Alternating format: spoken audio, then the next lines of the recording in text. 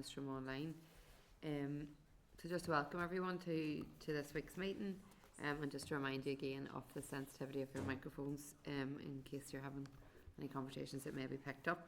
The committee today will have a briefing from department officials on the transformation of health and social care, and this will then be followed by a briefing from representatives of community pharmacy.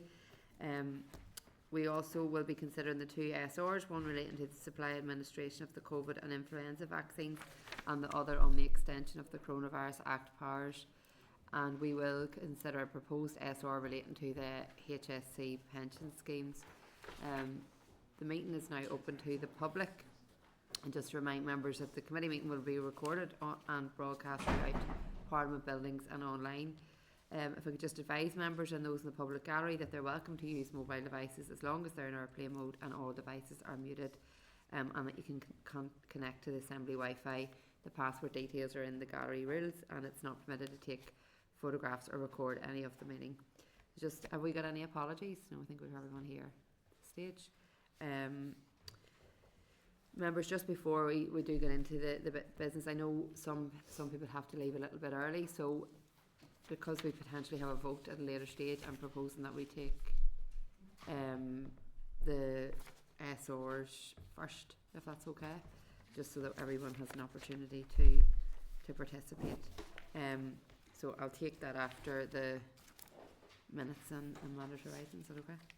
So just chairperson's business, members. Under chairperson's business, I've just two things that I wanted to raise. On Friday past, I visited the Children's Hospice in light of the recent funding cuts to their service, and on the basis of that, I obviously have a fuller understanding of the situation. And one of the issues that it's very clear to me, and I know other members in the Assembly have raised this also, is around the funding model for hospices. I am aware that in 2004, the then Department for Health, which was the Health and Social Services, Health, Social Services and Public Safety, had written out and agreed that hospices should be funded 50-50 of their cost, so 50% government funding, which they haven't been receiving. So I would like to propose, if the committee would agree, to write into the Minister for some clarification on this, and how we can maybe progress that to try and address this going forward, because the Children's Hospice in particular is the only service of its kind in the north, and I think it's vital that we protect it. There's probably very few of us here who don't know a family who have required their services. Unfortunately, they look after 350 babies and children a year, and that is a very, very vital service. So are members happy to write to the Minister on that issue? Great. Thank you. The second item is just in relation to, it comes on the back of the junior doctors strike action yesterday, and I know many of us have been engaging with the junior doctors. I've had meetings with them and had offered them an opportunity to brief the committee, and following that discussion, they have also been speaking to their colleagues across secondary care, so they were happy to come to the committee if we're agreeable with a representation from across emergency medicine and other secondary care areas to just discuss the issues they're facing. Some of us would have attended the Royal College of Emergency Medicine's event earlier this week in relation to the pressures on our emergency departments and our staff operating in those areas of the health service. So again, just put that to members if we're happy to invite them in. Great. Colin, did you want to say? Yeah, I mean, I think the worst thing we could do is give people false hope. I mean, if they're going to come here, I think it's important that they get the opportunity to raise the case, but we obviously don't control their pay, nor do we control the finance for that. But is there a way that we could write to the Health Minister to ask where, in advance of that, where things are going, and potentially I mean, I could nearly write the letter that he'll come back and say, which is that he doesn't have enough money to be able to offer them any more. So could we write the First Deputy first, or could we write the Department of Finance to ask, is there money that's going to be made available for these people? Because, you know, we all go and join them on picket lines, but at the end of the day, unless somebody's going to sit down with them in a room and thrash out these details and have money in their pocket to be able to deliver to them, I just don't want them as a sector to think that coming to us is, you know, we'll raise an issue and we will do that. But, you know, we need to be careful that we go to the people that make the decisions about that and make them aware of it. So if we could write to those various ministers in advance so that we've got something to give those junior doctors whenever they come to us, and then we'll amplify that up, because we need to pay them the 30% that they're not getting. Well, I think firstly on that, we need to understand where the negotiations at, and that's with the Health Minister. So I feel that we should be writing to the Health Minister in the first case, because the Finance Minister has made the allocations, so we need to know where those negotiations are at. And from speaking to the junior doctors, there's some disappointment in terms of the negotiations, or lack of, that have happened to date. So I think maybe if we get some clarity on that in the first instance, and just in terms of them coming to committee, I know that we have for the next number of weeks a number of briefings, so it may not be as soon as next week, and things may have progressed by then anyhow, we don't know. But I suppose kind of where we're coming from at it is to speak to that, because this is a long-term issue as well, in terms it's not, you know, the pay negotiations or discussions around pay are happening at present, but we need to look at the long-term plan as well. So that's kind of the rationale behind inviting them in as well, because Colin, you were at the event on Tuesday as well, and others, so you'll have heard that it's not just something that's going to be solved overnight. I think that we need to get that broader picture of what's happening across secondary care, and that's kind of where I'm coming from. Avenue, and then yourself, Linda, sorry. I just wanted to say I think it's important that we give them the opportunity to actually come in, because I think that there's a lot of detail in the issues too, and as a health committee that we should hear it, and it's an opportunity for transparency around the issue that we can then go to the department with as well. So I think in the minute would be very important for them to allow their voices to be heard, but also for transparency around the overall issues. Yeah, Linda, sorry. Yeah, sorry. I agree with some of what Colin said, but for me the most important part about these professionals, and I'm glad that it's more than just the junior doctors and we're looking at that wider, because the event on Tuesday was absolutely fantastic. I think it's just a pity that the Minister didn't stay to listen to what they had to say, because they weren't all asks, there were solutions. And that's what I think that we should really be asking for them to come here with us. Yes, tell us what the challenges are, give us some of the solutions, because we are not the experts any more than even the Minister or his departmental officials, to be honest. The experts are the people who are doing the job, who are delivering on the ground. So let's hear what it is they need us to do and what they want us to push and press the Minister to deliver on, because that's what we need to do, hold him accountable against what can actually be done, rather than us always hearing from everybody what cannot be done. Some of that's financial, absolutely, but big parts of it are actually not. They are about changing how we do things, changing how we deliver, and listening to the people who deliver it, so that we can actually do it in the best possible way. So I think I'm delighted that they're coming, and I think the more we hear from them, actually before maybe we're even talking to departmental officials sometimes, the better, because then we can challenge the departmental officials based on all of the right things, based on the fact that we're listening to the people who know what they're talking about, and we're challenging them based on what they're telling us. So I think if we can do more of that, that doesn't take away from the fact that they currently have pay negotiations and challenges ongoing, and we need to get those resolved in order to protect our workforce. Okay, Danny. So can I propose that we do both, that we write to the Health Minister and ask just about what stage the negotiations are at the minute, and ask him just about his proposed timeline for future negotiations in order to prevent any further industrial action, and also write to the Finance Minister, and I think you'd mentioned the First and Deputy First Minister as well.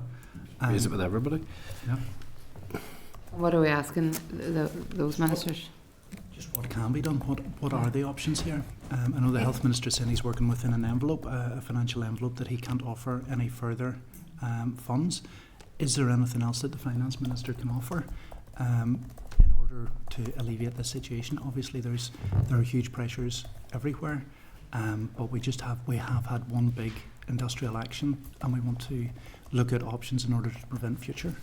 I think as part of the letter to the health minister, we need to understand what his bid has been in relation to this, because if the bid hasn't been made to the other ministers, then they can't just write a blank check either. So we need to understand what the minister is asking for as well.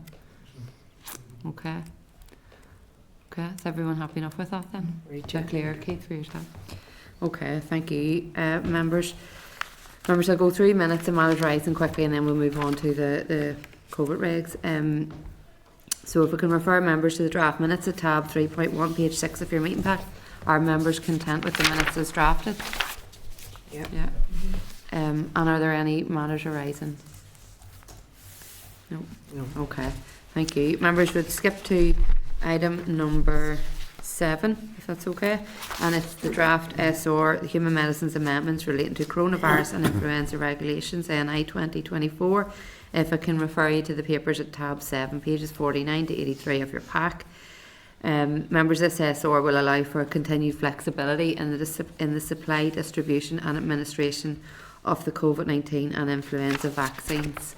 The statutory rule is subject to the draft affirmative procedure and will not come into operation unless and until it's affirmed by resolution of the Assembly. The Department has advised the plenary debate will take place on the 19th of March. The Examiner for Statutory Rules has no issues to raise with respect to this SR.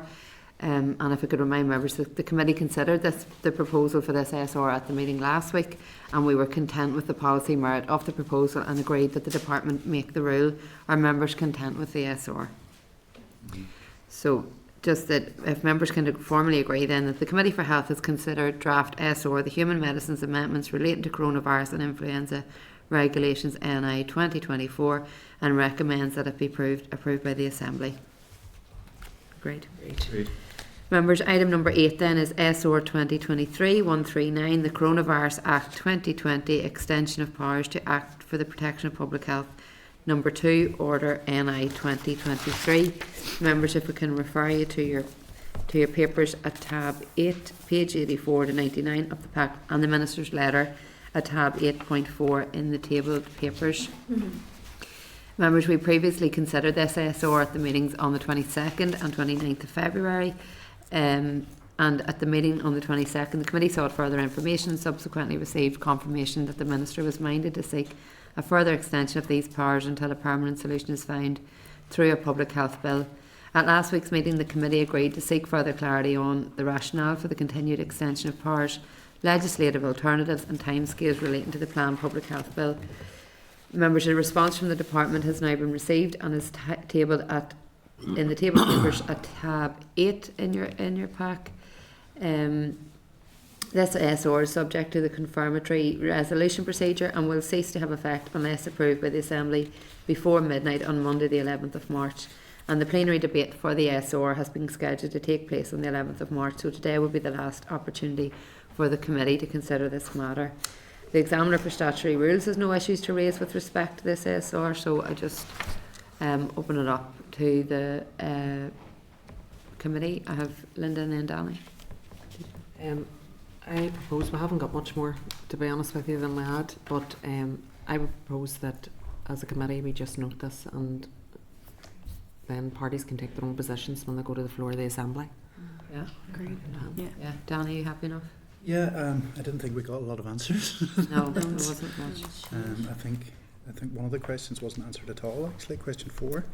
But yeah, happy to know. Okay, are we all agreed then to note?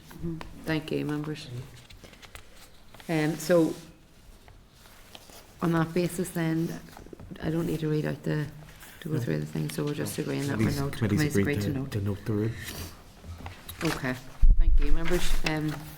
So item number 9 then is SL1, the Health and Social Care Pension Schemes Amendment Regulations NI 2024. If we could refer you to tab 9, page 101 of your pack. The department is proposing to make a statutory rule to introduce the changes to the employer contribution rate to health and social care pension schemes.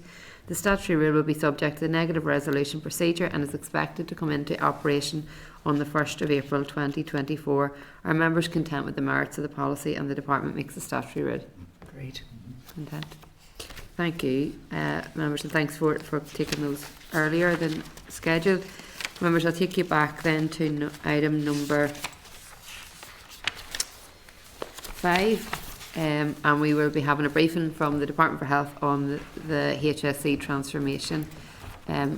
Departmental officials are here today to brief the committee on the transformation agenda, and I can refer you to paper tab 5.1, pages 17 to 32 in your pack, and we have just over an hour for the discussion with officials. So I'd like to welcome Peter Jacobson, who's the Director for Regional Health Services Transformation, and Michelle Eslert, Head of Transformation Secretariat Unit. So you're very welcome today. Thank you, Chair. I'll say a few words of introduction, if that's okay. So, I suppose by way of introduction, said I'm Peter Jacobson, Director of Health Service Transformation in the department. My responsibilities include both transformation, urgent emergency care, stroke reform, neurology review, NIAS policy, and then the reconfiguration blueprint, which you're going to hear a bit more about today. And I'm joined by Michelle Eslert, who's head of the NIAS policy and transformation branch. You should have received a briefing paper, which I hope has been helpful in advance of today's session.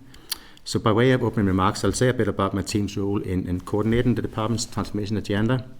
I proposed an approach to deliver on the next coordinate the next Deliver and Together update, and then the strategic governance structures that the department operates to oversee and provide input to the transformation programs. And I'll then move on to the specific piece of work, the hospital configuration blueprint. So let me begin my team's role within the department. So we coordinate the department's narrative on transformation, including updates to Deliver and Together. We also provide secretariat to the department's 3 strategic boards, and I'll say a bit more about these in a minute. My team do not operate as a formal program management office. Instead, we sort of have a helicopter view of the department's transformation activities, but we do not get involved in the detail or the governance of individual projects. So instead, individual transformation programs and projects are managed by owners through their own governance structures. Now turning to the Deliver and Together update that you have in your pack, you'll see from the briefing, we're in the process of engaging with program and project owners to gather information, and that allows us to produce the next Deliver and Together update report. I'm keen that it's primarily focused on the deliverables, the outcomes and benefits for our population, and then on how each program owner will define and measure success. With the many pressures felt across the department, not least at the moment in service in the COVID inquiry, I'm currently uncertain as to when this might conclude. As you will appreciate, we can only really finalise that update when we have meaningful inputs from all areas. That said, I hope we'll have a draft update by the summer at the very latest. So in terms of the strategic governance arrangements, as you know from the briefing pack, we operate the Performance and Transformation Executive Board. And that's supported by 2 advisory boards, the Improvement and Transformation Advisory Board and the Expert Clinical Panel. So the briefing provides some more detail on the roles and responsibilities of these boards. There's also at Annex A of your briefing a summary map of the many transformation activities feeding into these overarching boards. As I said, many of these have specific program or project boards that then support the transformation delivery and development. There's also summary information on the various information areas included at Annex B. And at Annex C, we have included a list of the main transformation areas across the department. And I thought it'd be helpful to give you an overview of all these areas just to hopefully inform your future work programme.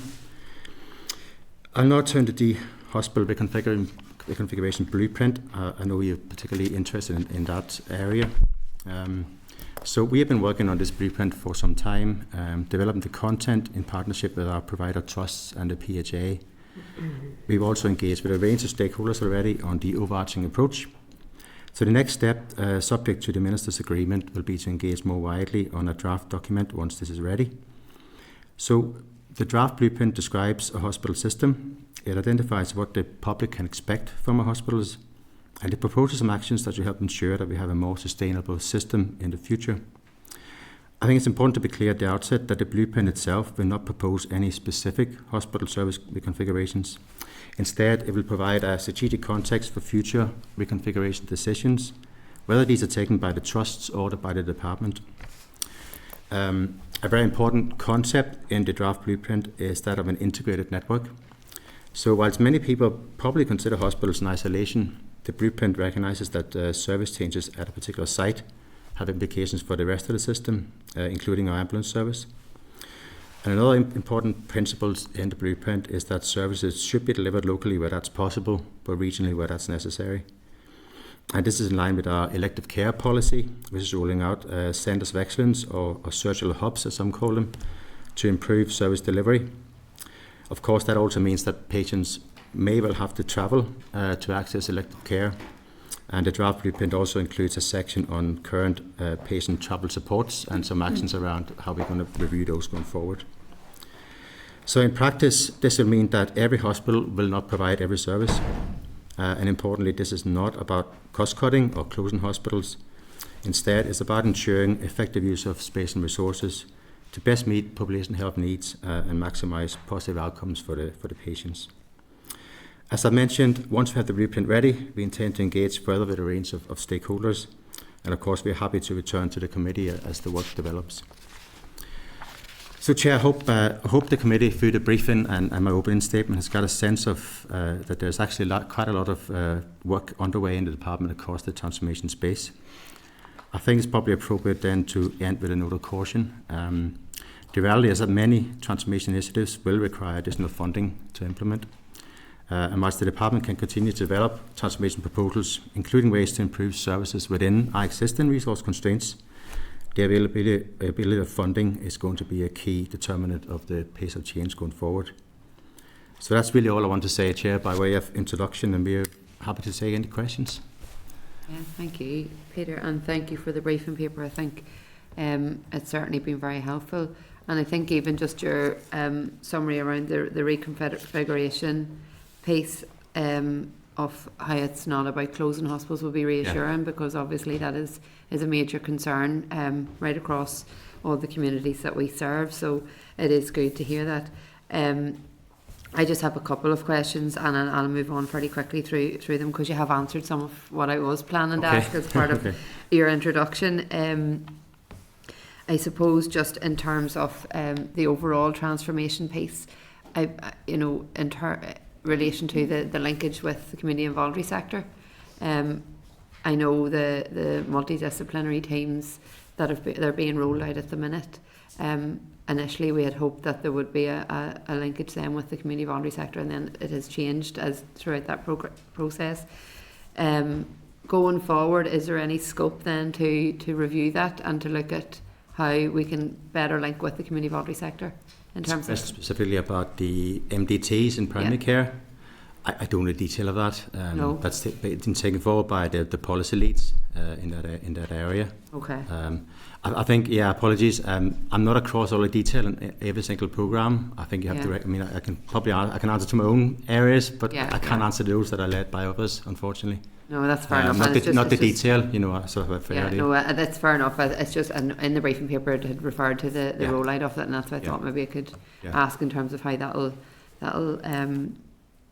work out. I was going to ask for an update on the Delivering Together report, but you've answered that and saying that it will be hopefully ready by summertime. Yes. I suppose, and we've had this conversation over the last number of weeks. We've had a number of briefings in terms of finance from the Permanent Secretary and others. How do you foresee then the challenges in delivering this transformation? When we look at, and we all know that we have to do it, but we have to invest in it. Yeah. But at present, we're dealing with the symptoms of not having that transformation, if that makes sense. Yeah. So how do we do that? It's a chicken and egg situation, I think, because you're trying to balance both. Yeah. I mean, you're right. There is a bit of that. I mean, so often to move this forward, you need a bit of funding up front to perhaps run dual systems. I mean, So take, for example, we have a program about hospital at home at the moment. We're working on that. That could be transformative because you're moving activity that happens in a hospital out into the community. The problem is at the moment you simply can't close beds to move staff and resource in there at the moment because our hospitals, as you know, are completely full and not at capacity. So it does require some additional funding to do that. There are things I think we can do within existing resource to transform or improve services. Mm-hmm. So at a future I might come and talk to you about the neurology review that I'm leading, and we are moving towards a final report. And the sections within that has some ideas and actions about how we might improve the service within existing resource. Because I was very conscious that we might have no extra funding for the next couple of years. We do hope that the funding situation improves over time, and then you can start to do some of these things. But I mean, without extra funding, it's going to be very, very challenging. Mm-hmm. On the elective care side, and I think you have a visit up in a couple of weeks' time on the waiting list, and I'll probably talk more about it in detail. But we have established some centres of excellence already, and they're actually starting to work, and they're working well. So we can do things without much additional funding. But I think the reality is to really make inroads to a lot of this, we do need to invest more, and particularly in our workforce. That's a long-term investment that's costly. Yeah. I suppose my last question, and you've actually touched on it when you've referred to workforce, because I think we've nearly talked it to death at this stage, but I think that's the underlying key to addressing all of the issues that we are seeing. We are aware of spend within the department on the likes of agency staff, locum staff, all of that, which is hemorrhaging money essentially in the absence of proper investment in our workforce that we want to recruit and retain. And do you foresee, I suppose, as part of the work that you're doing, how we can address that moving forward? I know additional money is required, and that's very clear, but sometimes I think if we compare what we're spending on plugging the gaps compared to what's needed to actually have a stabilised workforce, we would be in a very different situation. Yeah, I mean, that's its already workforce strategy that's been taken forward. I mean, and that is exactly that. It's about recruitment, retention, and looking after our staff. You know, there's a big welfare agenda in that, and that should hope to help to recruit and retain. But again, you know, to train more doctors, nurses, AHPs, psychologists, and all the other staff you need in hospitals and in this wider service, you need the funding to do that. There's no way around that. And to build a capacity, you need funding. There simply isn't a way around that. And it's very difficult. I mean, I think, have you done this 10, 15, 20 years ago, if that were, maybe when the system wasn't under such severe pressure, you could potentially divert some money towards longer term priorities. But at the moment, when there's so much pressure on the system, it's going to be very tricky to divert any funding from the front line just now. I think that's going to be a serious challenge. But look, I think we need to do whatever we can with the resource we have to do whatever we can to train, recruit and retain staff and look after them as best we can. That's it, and I think we could offer all the places in the world, but if we're not going to be able to keep those staff, then I think retention is just as important as recruitment. Absolutely, absolutely. So we need to make it attractive and improve the conditions. No, thank you, Peter. Linda. Thank you, Chair, and thank you for your presentation. Peter, I suppose following on a wee bit from what the Chair has said around the workforce and the challenges with that, and I get that there are absolutely serious financial challenges, but whenever we talk about the locums, and we need to train more, there's no doubt about that, right across the board, right across the piece, we need to be training more people, but there are locums there who are trained, but we're paying them as locums. So it's as part of the transformation that has to fit into transformation. We have to transform how we do our work. So I'm just wondering what is happening now about that, because that is actually about saving, not costing. And what we save then, you would like to think could be reinvested in other ways. So I'm just trying to get my head around what can we do around that particular issue, and are we listening to the clinicians? Are we listening to the people who are actually doing the work, carrying out the jobs, and what would make it different for them? Because it's not all about money. Some of it is about just feeling valued, and I mean, it's already been alluded to, you know, we've been out in the picket lines with the junior doctors, and you feel a wee bit hamstring because you can't really offer them any hope in terms of it. That's down to the Minister whether the pay arrangement is, there's negotiations happen and are agreed on. But in terms of actually making them feel valued, making them feel listened to, helping them to feel part of the transformation as such, rather than a top-down approach. You know, have it done. Everybody is doing this together, and I mean everybody, not everybody at the top. I mean everybody, right down to our porters. So all the transformation that we are taking forward in the department, all those projects and programs, they're clinically led with input from staff. You know, so they are part of that journey. So that's an important principle. So for example, the neurology review I'm leading, it's completely clinically led and driven by clinicians, with clinical input from all professions. So I think that's an important principle, clearly. It doesn't mean we're going to have the funding to do everything we want to do in the review, but actually what we're also looking at there, and I'm using that as an example because I know it because I've been involved in it, we also look at different roles. How can we change work roles, and how can perhaps work that consultants do at the moment, can we push that down to, you know, advanced nurse practitioners, for example, and try and create models of care that might be more efficient and better, and free up, for example, consultant time to see those that really need it. So there are things we can do around this in the margins, around models of care, but also we're also doing something very interesting in that, and it's around risk stratification. So looking at the outpatients and looking at, you know, who really needs to see a consultant, and there's someone that list that doesn't, and can we try and then you know, care for them in the community.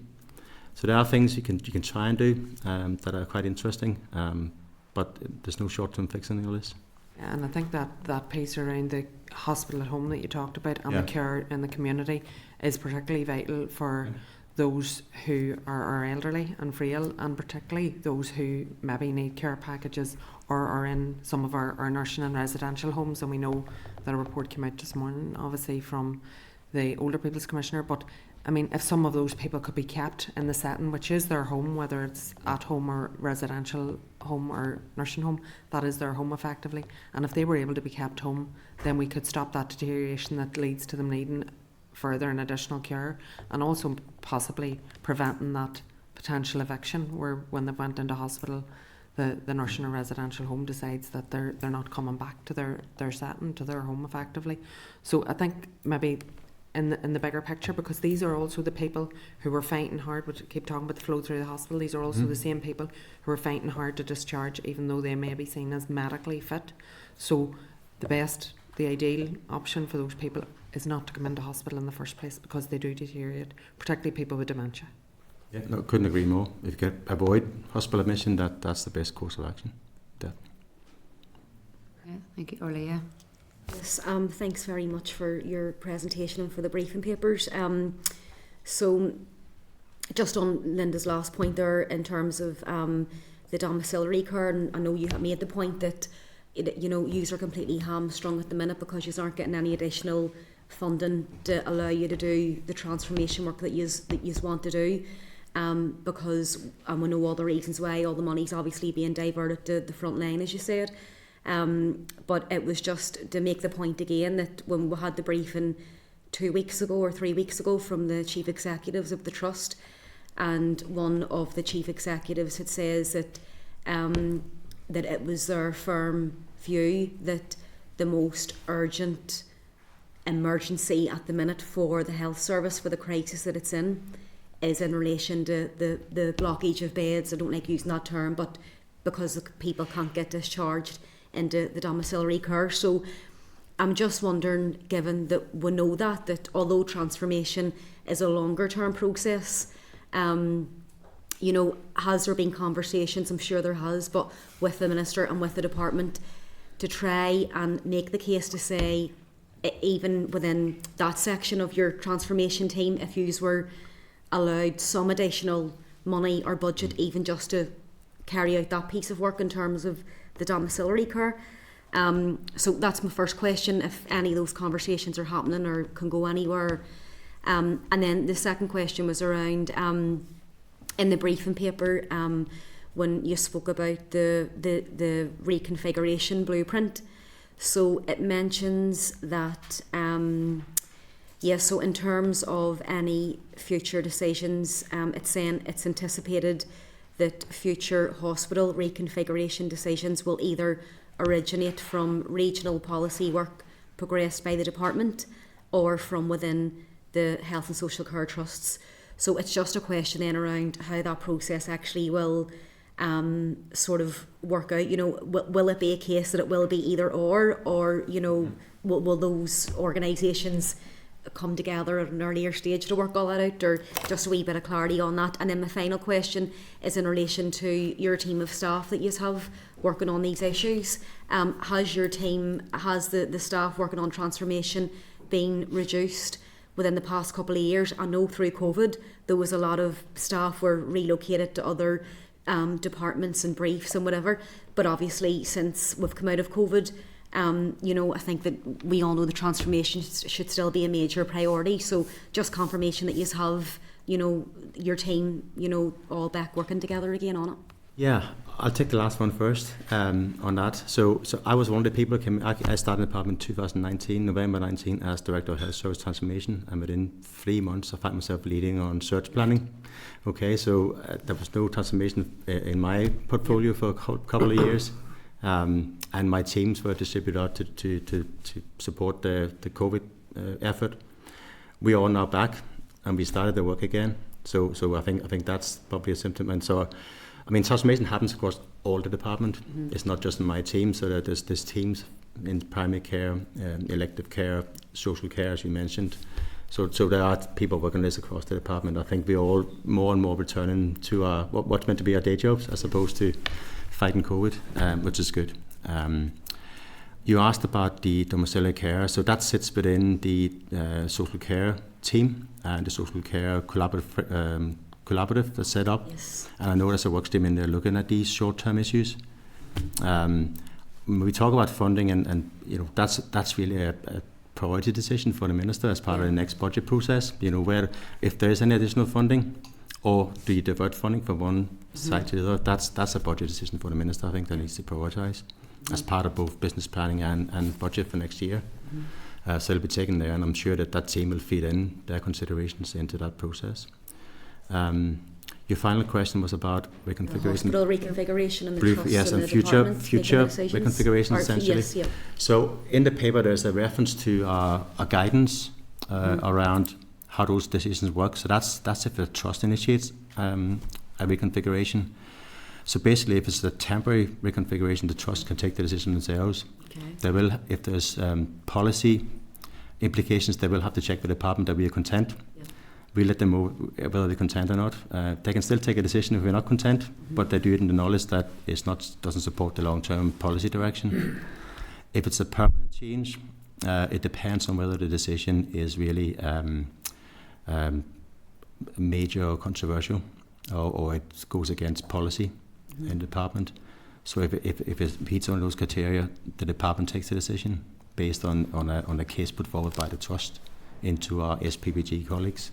Can I ask a wee follow-up on that? Yeah. So see if it's a trust, so say that it's, I don't know, this is all sort of hypothetical and down the line, but if one trust makes a decision in terms of reconfiguration, and say it was sort of like a major and a permanent decision, can they make that decision alone, or does the 5 trusts have some form of forum where, if it's a major decision on moving a hospital or a service, that the trust would be in agreement, and then yes, I know what you're getting at. So the guidance is very clear that if a trust is making a reconfiguration decision, it has to consult with any other trust that's impacted, and always NIAS. So the ambulance service will pretty much always be impacted.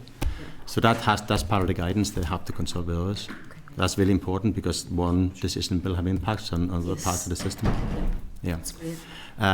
And in terms of the departmental-driven decisions, that's typically through service reviews or GRIF reviews that we're taking forward. You're getting the right first-time reviews.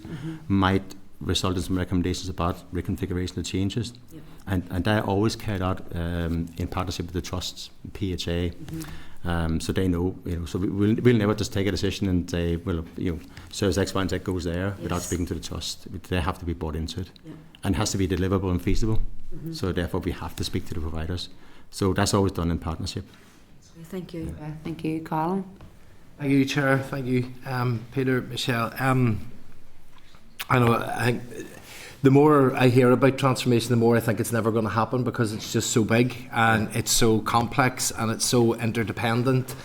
and that actually, you know, I know a couple of us here that were health spokespersons have been getting briefings from yourself, Peter, going back over the last 2 years, and I know that we need the strategic direction and other funding to make it happen, but we've been hearing about it for years and years and years and years, but you know, it either doesn't happen or a strategy is produced on it and the strategy is not delivered. And I just checked there, we've a 18-page document from yourself there, and the word strategy is in it 26 times, and that scares me. It really scares me, because I always feel like a strategy is a place where a good idea and action goes to die, and I think that we need to be able to try and move on to that and move beyond that. I appreciate that things need to be broken down into small blocks, because it is such a massive task, but even as we stand in these documents, I still don't feel, I can't see the plan, I can't see the journey that we actually have to take in terms of transformation. I think we hear quite regularly what the problems are, and if I even think about this as a health committee, if we think of all the individual services that we've already spoken about, we need to see domiciliary care fixed, we need to see wages increased, we need to see acute hospital networks sorted, we need to see trusts fixed, we just keep talking about all the things that need to happen, but that actual plan to actually deliver it, and I suppose that's maybe what I'm going to start by asking, is there a move towards a timetabled action plan that has costings alongside it for the transformation, so that the public can see where it is that we've got to get to, how we're going to get there, and how much it costs, and that cost is not set against a departmental budget, because otherwise it'll never happen. No. But actually what we can do then is say, as an assembly, as an actual executive, opposition, government, public, we can say, if we want to get that service in this time, this is the amount of money that we need to put beside it. Is that the type of plan that is being developed at the moment? So, well, the short answer, I think, is that each area should have a plan for their particular area. So primary care should have a costed plan to roll out MDTs and a timeline. Social care should have a plan. I should have a plan for stroke and neurology when I get there. Urgent emergency care, absolutely, yes, there should be. What we're trying to do with the Delivering Together update is I suppose to lift it a little bit, because I mean that'll end up being 500 pages long if you include all that, but to try and lift it, to try and describe that narrative that you just set out. By the way, I took this on in November, and I think it's a good challenge to me, actually, because I need to set that journey. I need to explain what it is that's better for the future if we do this. So I think it's a good challenge, and I think I'll take that challenge and try and do that in the Delivering Together update that we are working on, because I think that needs to do that. And as I said, it needs to focus on what are the deliverables, so what are the timelines to deliver in each of these areas at a high level. What are the benefits for patients? What are the outcomes that patients should see? And how do we actually measure we're successful? Because I think we've been pretty bad at that in the past. There's no point doing stuff, but I don't know how you're going to measure whether it's working or not, and whether it's better for patients. So I think that I would like to focus on that as well. They're the three things I think we need to focus on. So the short answer is yes, there should be those plans. I mean, I know, for example, mental health strategy have an action plan with it, and a funding plan. And I think what they're saying is we don't have the funding to do most of that. So we are prioritising and doing sort of annual action plans. And that might be what the approach has to be for each area. But to me, I see the Delivering Together document as the document that tries to put all this together into sort of one vision, with some key highlights around what are the key milestones for each of these areas. And look, in the yes, Prime Minister days, if you're taking that on, that's very brave. But I think it's good that you're going to take on something like that, because I think we need to have the overall roadmap of where we're actually going to go with the timescales and the money that needs to go alongside it. Because if we can then, if that's there, we can sell that model to the public. And in a sense, that's what our job as politicians here is, to become the salespeople for whatever the plan is, so that people can say either they like it or they don't. But then they can also measure the success of politicians as to whether they're delivering it or not, by whether it's happening or not. But at this stage, it's just a plan here, strategy there, development there. So pulling that together and having some sort of coherent overall high-level plan that we can measure would be very, very useful. And I suppose it reminds me a wee bit of what they have in the south in terms of Sláintecare, where they took a wholesale review to what they're actually doing with their health. They prioritised the areas that it needed to be, and they got the buy-in of all of the political parties, and then they went out and said that's what it's going to be, and now they're starting to implement it, and then people can measure whether it's a good service or not alongside it. So I suppose in some respects we need to see a northern Sláintecare that actually we can get out there, and that's the sort of policy that can be sold for people. And you know, I hope there's a will within the department for that, and is it you that is that central steering unit for all of those different units that are doing their transformation? So I think the Living Together update is the vehicle to try and pull this together. Obviously, I will rely on inputs from everybody else to get me that and have the information that I need. Might not be available in all areas. I'd be open to that. I'm not sure it will be, because I think these all things are all at different places and different phases. So you know, something that's really advanced should have a funding plan, should know what the things are going to cost, and they should have some deliverables and an idea about what the outcomes are for patients, and hopefully have thought about how we're going to measure success. Others might not be quite as advanced at that, but I think we'll do what we can with what information we have and try and pull something together in that sort of structure. That's certainly my ambition for it. Could we schedule that in maybe for an update at some point on that then, so that we can start to see it, maybe get a briefing on it and work with you on that? That would that's be fine. very useful. If we have when we have a draft document, it might be helpful to have a session on it. Yeah. I think that would be useful to keep us abreast of what's happening. Thank you, Chair. Thank you. Danny? Yep, thank you. A lot of the questions that I was going to ask have already come up. I just wanted to develop them a wee bit more. We hear constantly about the barriers, about workforce, about funding and things like that. So it was good to hear obviously about the elected care centres. I know that's a small part of it, but that actually appears to be good news, and it's not something we get a lot of here. So we'd like to hear just a wee bit more about them and just how they're delivering. The other thing, I'm very conscious of the context of what we're doing this.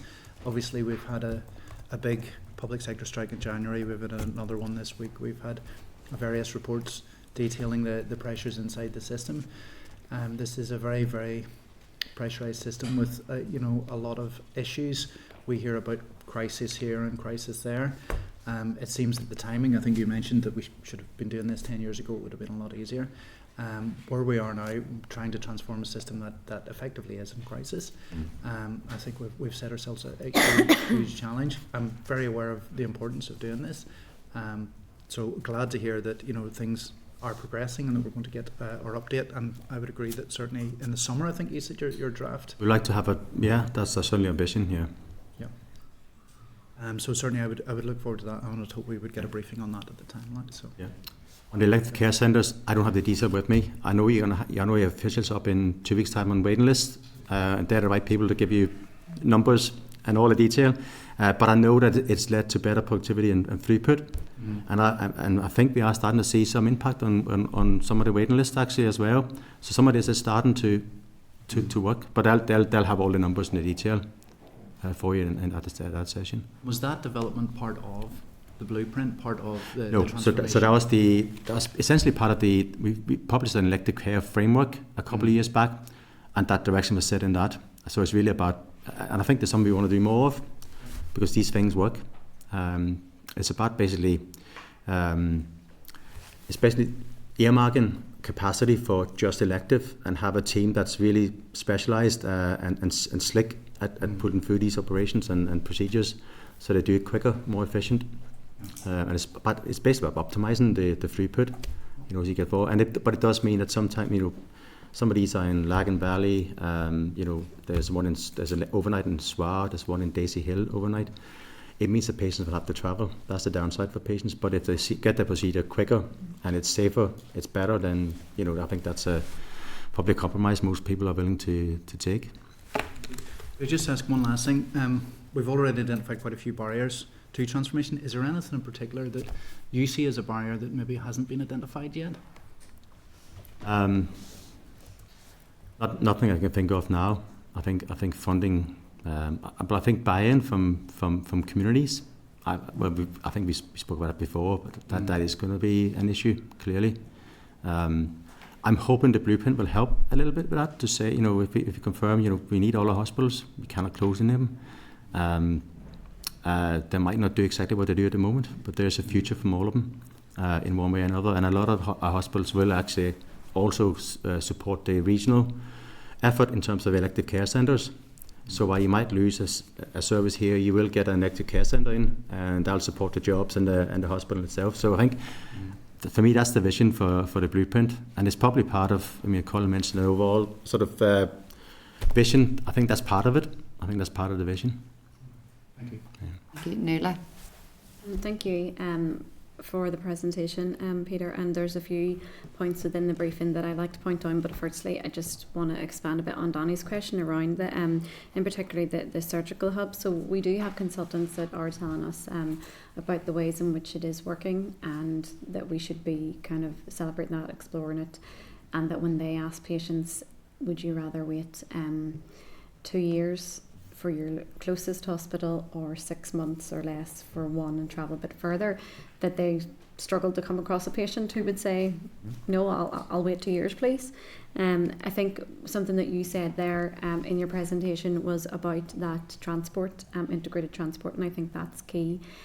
So hopefully as part of the blueprint we can have that collaboration with DFI and DFC regarding that, because I think it is very cross-departmental. So if one of the questions is regarding ongoing conversations you've had with them, and then further on the surgical hubs in particular, we'll learn, I know it is part of the elective care framework, but will learnings from that be actually included in the blueprint to kind of expand on things that are doing well in certain areas, and that things that can be improved as part of the overall delivery of that. You know, an example just to add, and I am new to the health committee, so some issues are new to me, so sorry if this has been asked before in committee, but the likes of the specialist procedures that can be done at the Royal and only the Royal, space being used up for procedures that can actually be done in some of the 5 other hubs.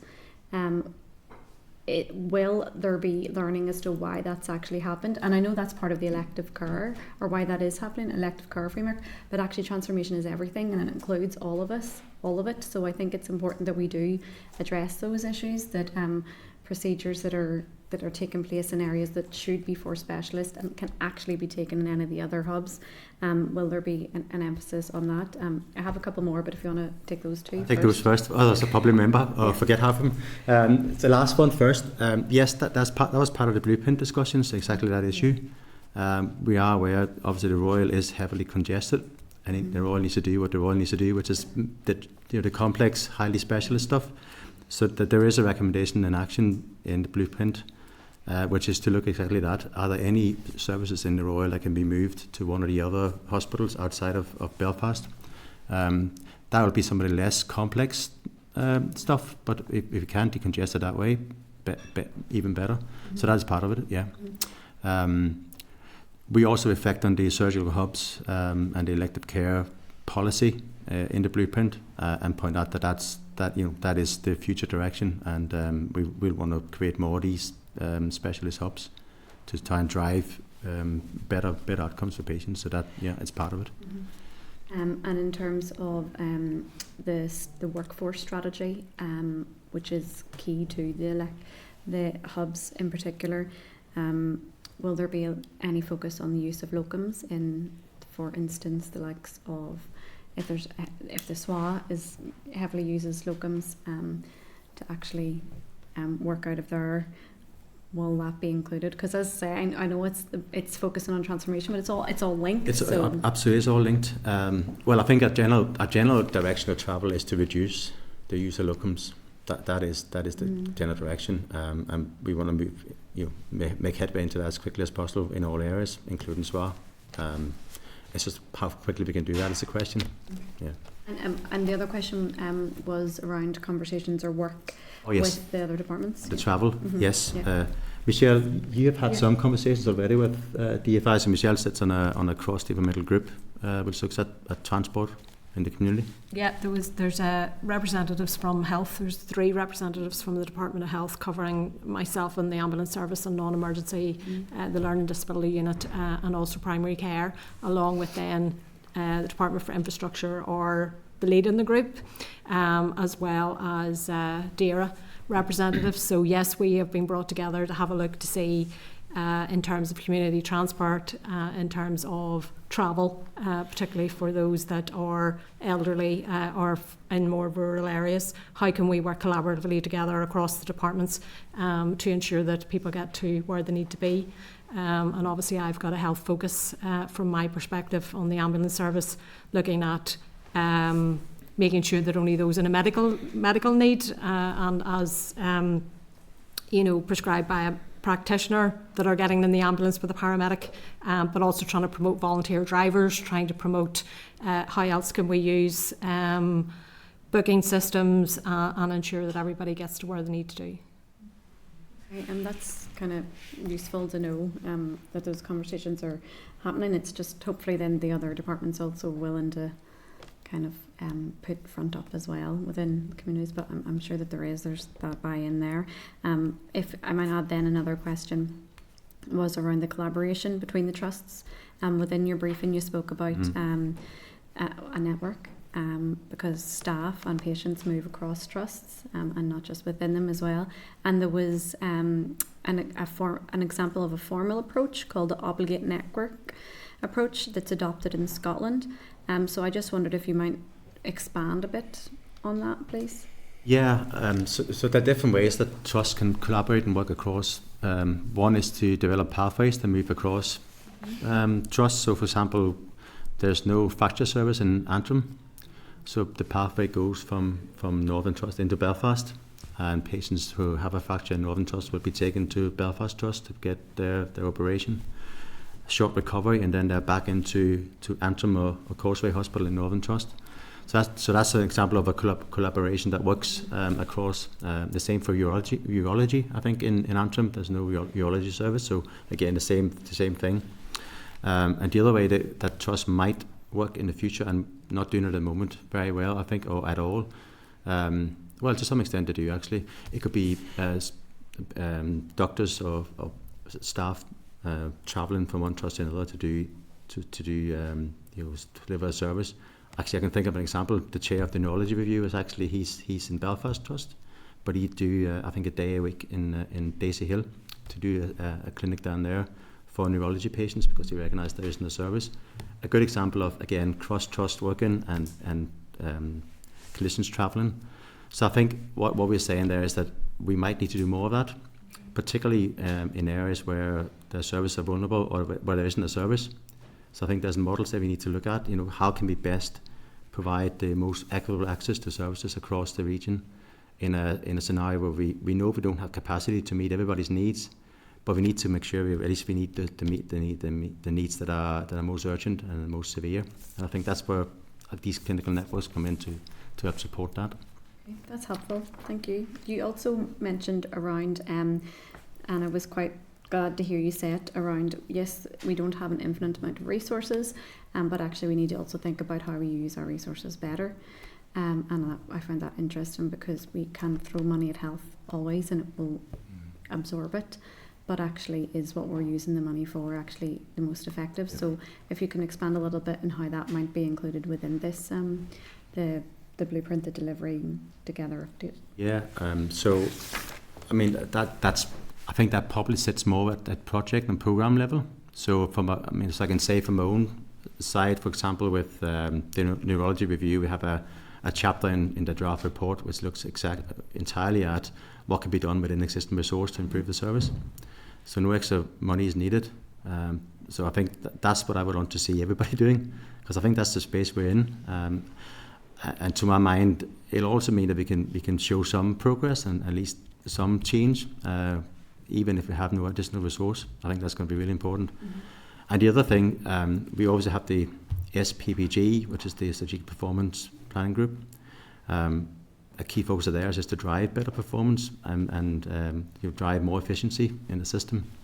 And I think when you hear from the on the waiting lists from, I think it's Tomas and Lisa from SPPG, you'll probably hear how they're approaching that on elective care, and it's about driving. And part of it is the elective care hubs providing more efficient service, but we need to do more of that. And I think there's a lot here about benchmarking and looking across trust and see who's performing well and then learning from each other. I think that's helpful, and we'll keep them questions when they. Yeah, I'm just teeing them up for lots of questions here. They're going to love me.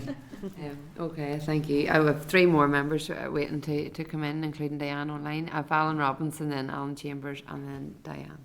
Alan, go on ahead. Thanks, Chair. Maybe there's a question not yourselves, Peter, and maybe the clerk might be able to answer this, but there's been a lot of chat on here today about workforce. I think it was Orly had mentioned money diverted to the front line.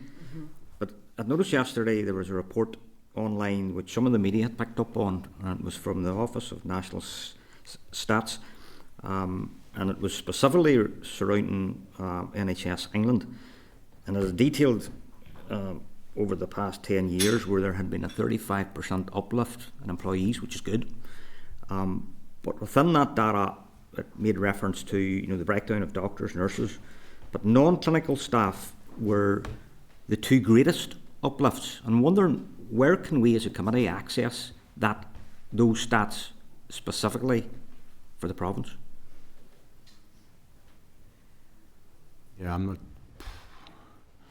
I'm not familiar with the workforce stats to that extent. I know we've done some work in the department through our workforce policy colleagues on looking at the number of staff. I think it was in 2018 compared to now, and that does show an increase in the number of staff. So we can follow up and perhaps share that with the committee as a starting point. I can't remember if it includes admin as well. I'm not sure, but we can follow that up. Sorry, Chair, just to say there's a lot of those statistics in the first day brief that we got, which I'll forward on to members again, where it talks about number of staff vacancies. It's all there's a fair bit of it in the first day brief. Was it as defined as the piece that appeared online yesterday? It goes into the number of GPs, number of nurses, number of staff, the increase that there's been. There's a fair bit. It's maybe not quite as detailed as that, but I'll forward it on to members, and then members can come back to me if they've any queries on it. I think that's the piece I'm referring to. Is that you, Alan? You happy enough, Alan? Oh, right. Yeah. Absolutely. Alan Chambers. Okay, thanks, Chair. I suspect that there's a big piece of public education required around transformation, and I think sometimes you get a feeling or a perception that public engagement is lacking. It's not maybe as robust as it could be. A lot of the consultation exercises just are box ticking exercises, and I think sometimes we're trying to ask the public to buy something, and we're not really sure what it is we're trying to sell them. And I think that you mentioned there, and the Health Minister continually repeats this, that there'll not be 1 square metre of hospital estate closing. He needs more space. But I think that there's this perception in the public that hospitals are going to close. And it's not, as Nola says, that you have a choice of going 60 miles to get something quickly or wait for a couple of years to get it done locally. I think that there is a challenge to us as politicians. I think there's going to need to be very courageous local political leadership shown as we go forward with this. And we talked about, Orla mentioned there about the chief executives of the trust talking about bed blocking being the big issue. And the journey right through the hospital system is fallen down because of that. So if we're really serious about transformation, we tend to think about it, maybe talk about it as one big project, and it's really not. It's a long journey, and it's a multiple series of small steps. And Colin mentioned building blocks, and one of the building blocks would be curing that domiciliary care. That's one of the first things. Before we do anything, we've got to get that one sorted. But the sort of turning to a couple of questions, our current setup of delivering healthcare through a series of trusts, does that in any way potentially present challenges or barriers to the physical and logistical aspects of transformation? And the other thing is, if by some fluke, which ain't going to happen, the executive were to come along to you, Peter, tomorrow morning and say, there's a blank cheque, get on with it. get from where we are today to where we want to be, what is the realistic timescale? Okay, two very big questions there. Big ones. Are you basically asking would one trust be better in terms of delivery of transformational change than 5 trusts? In some ways, it might make it easier because you're dealing with one partner which oversees the whole system. But there might be a reason why we have 5 trusts, broken down into the areas. And Belfast Trust, I think, is a really large trust, even in the UK sense. So whether that's realistic or not, I don't know. But that in itself would be a huge transformation project. It would take many, many years. So I'm not sure we're going to get there anytime soon, even if there's a will to do that. In terms of blank check and timescale, it's a very difficult question. When you think about it, I think there is domiciliary care. You could sort that fairly quickly because you would improve pay conditions to the extent that people would want to work in the sector. I think on the elective care framework and elective side, I think they talked about a 5-year process to pretty much get waiting lists down to a reasonable level. So I would suspect if you had a complete blank check, given the capacity that's in the system and the capacity we have in the private sector, 5 years probably would probably put you in a very, very good position. Without a blank check, we're looking well beyond 5 years to get to where we want absolutely. to be. Yeah. I think the other big challenge, and I've said this before, the big challenge is harnessing public expectation. I think sometimes we create, and politicians are guilty of this, that we paint this picture that there's some magic wand and it'll be fixed tomorrow. And I think we've got to harness that public expectation that that's not the way it's going to happen. Well, and I think you can be helpful partners in trying to spread that message. But we need to what the message is first. I think that was Colin's point, isn't it? Thank you. Thank you. Diane?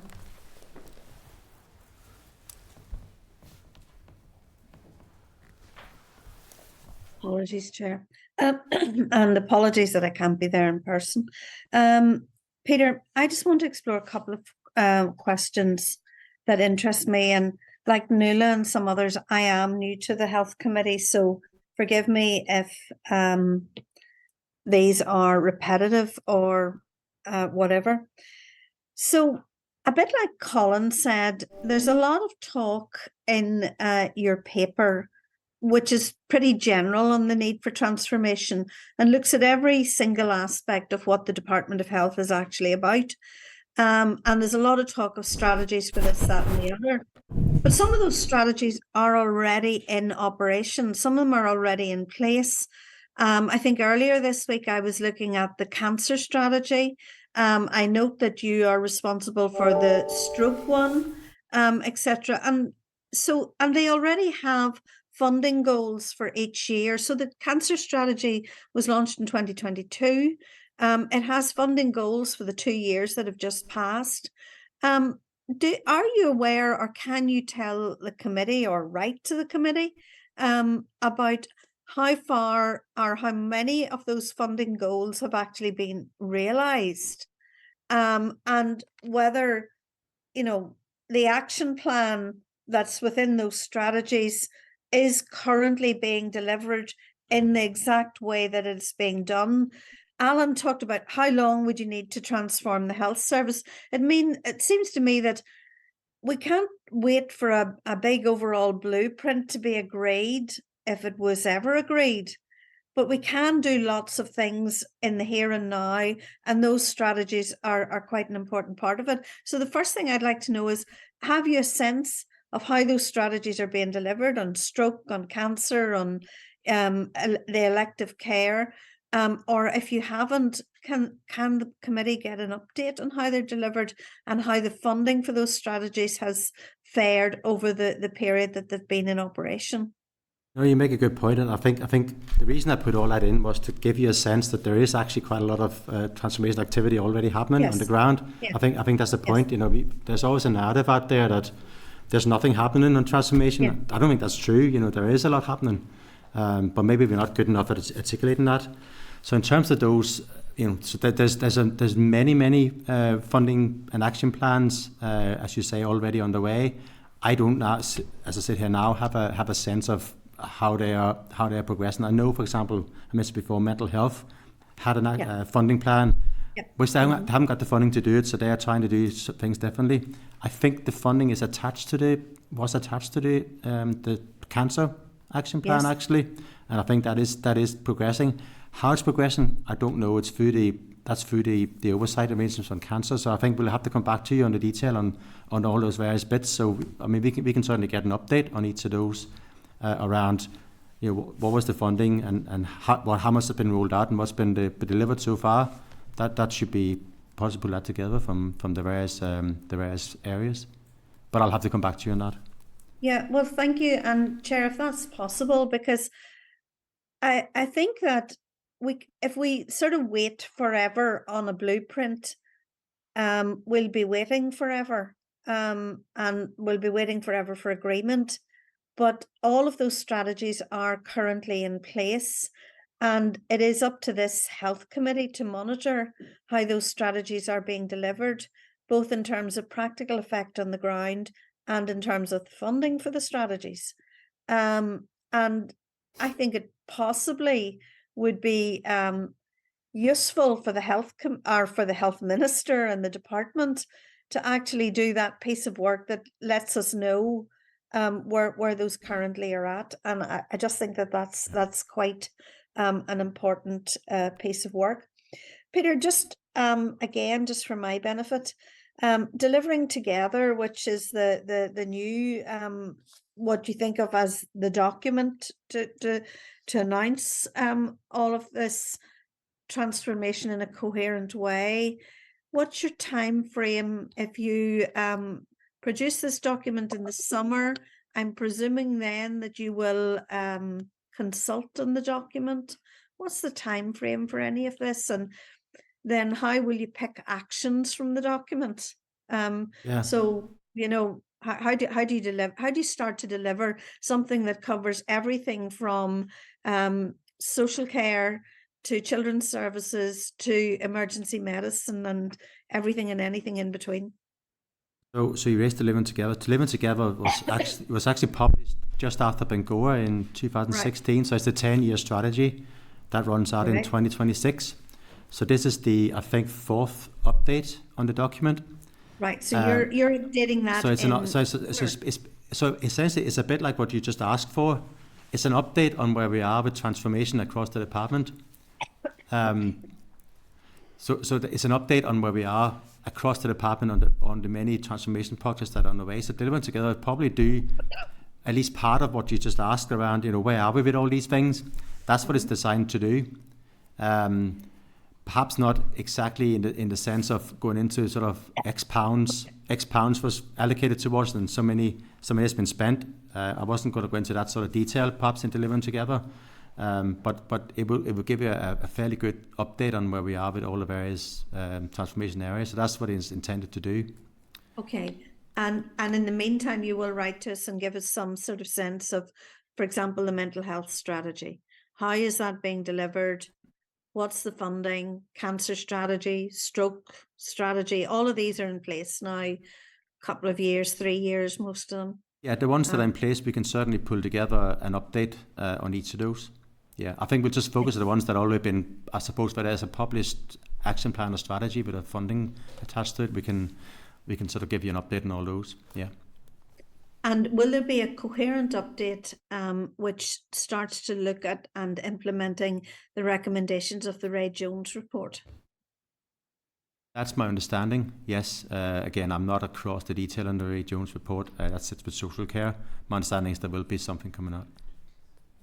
And Diane, we actually have the department in 2 weeks' time for an update on this, on the children's social care piece. So we will hopefully get that at that stage too.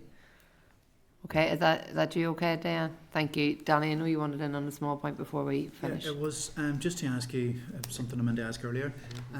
Obviously, living on an island, there may be opportunities for partnership work and cross-border.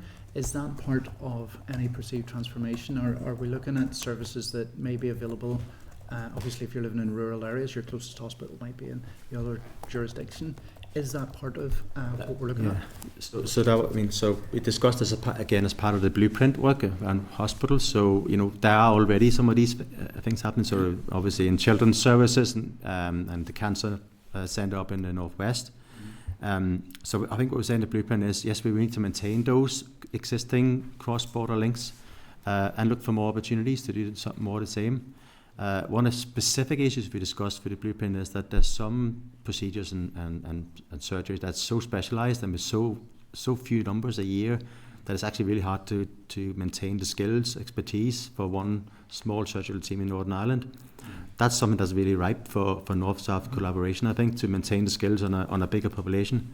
Whether it's North-South or actually across to GB, it doesn't really, in theory, it doesn't really matter. I think it depends on the amount of demand there is and the skills that's needed to be maintained. So, that is part of the picture there.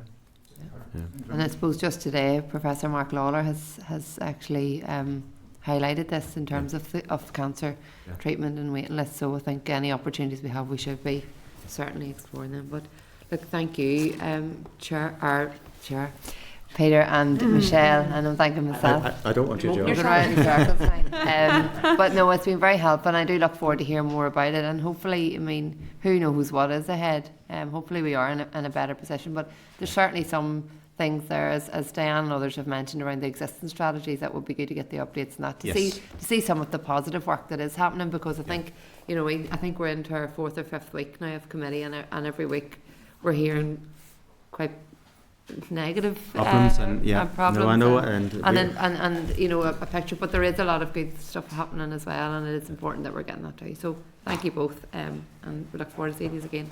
Thank you. Thank you. Sure, we'll see you again at some point in the future. Thank you very much. Okay, members, our next briefing then is from Community Pharmacy, and last week we had agreed that we would invite Community Pharmacy to brief the committee. We could refer you to the papers at tab 6 of your pack, pages 33 to 45. We have about 45 minutes, so just if we can ask members to be mindful of that, because I know some people do have to leave a little bit early, and we want to get as much out of it as possible. So I'd like to welcome Peter Rice, who's the chairman, Marie Smith, who's the vice chair, Cherd Crane, who's the chief executive, Dr. Turla Hamill, who's director, and Lawrence O'Kane, who is an independent pharmacy owner, to come forward. The right side. The right side.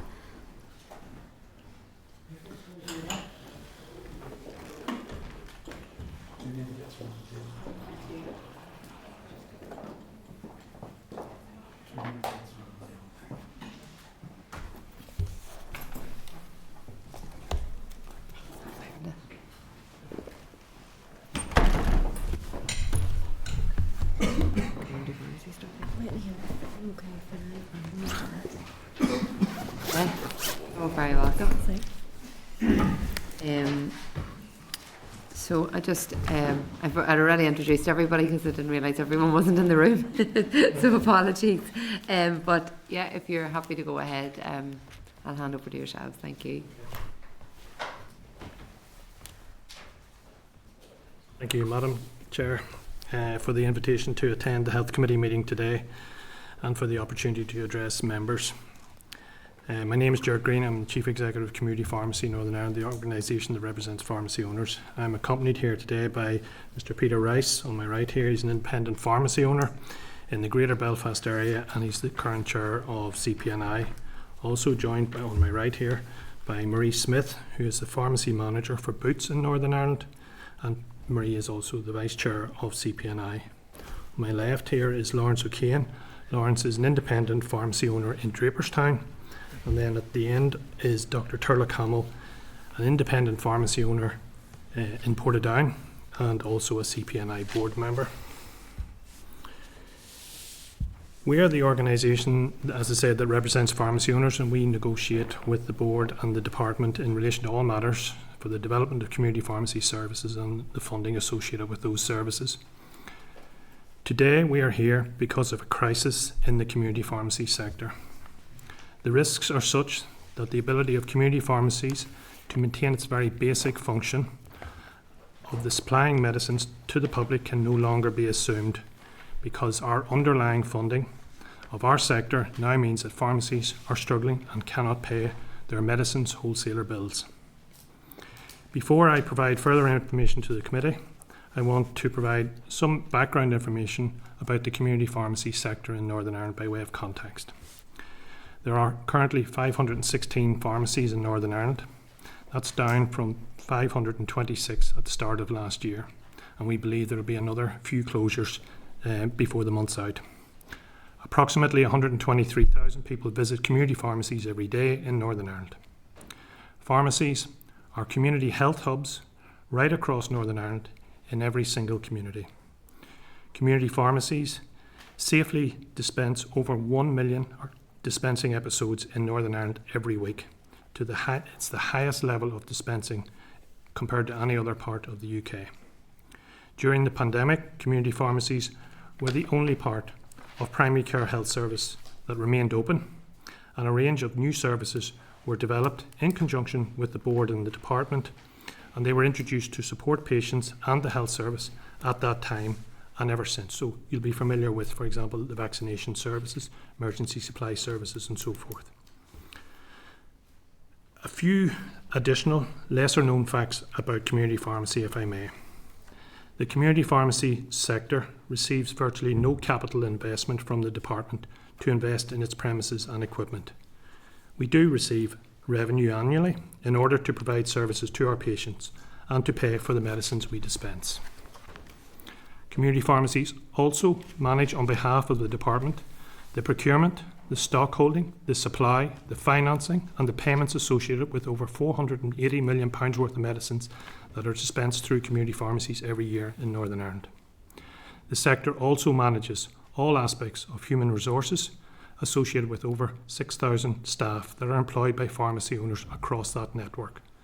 And unlike most other sectors, such as general practice or dentists, community pharmacies fall outside the scope of NHS pensions and employment terms and conditions. That said, we are a proud, hard-working profession dedicated to the health and well-being of our patients.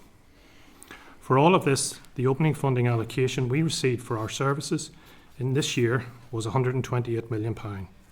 For comparison, our funding during the pandemic years of 2021 and 21-22 was about £153 million, so a reduction since that time.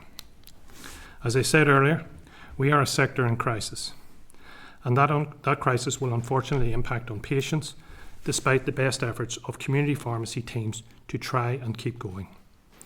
Many of you will have received letters or been copied in on letters from pharmacy owners to the Health Minister, Mr. Robin Swan.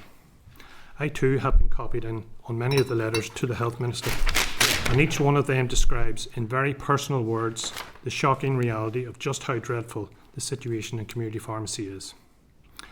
Like all parts of the health system, our teams are exhausted, demoralised and overworked after 4 relentless years, but our teams do not see a let-up, even though the pandemic is fading away.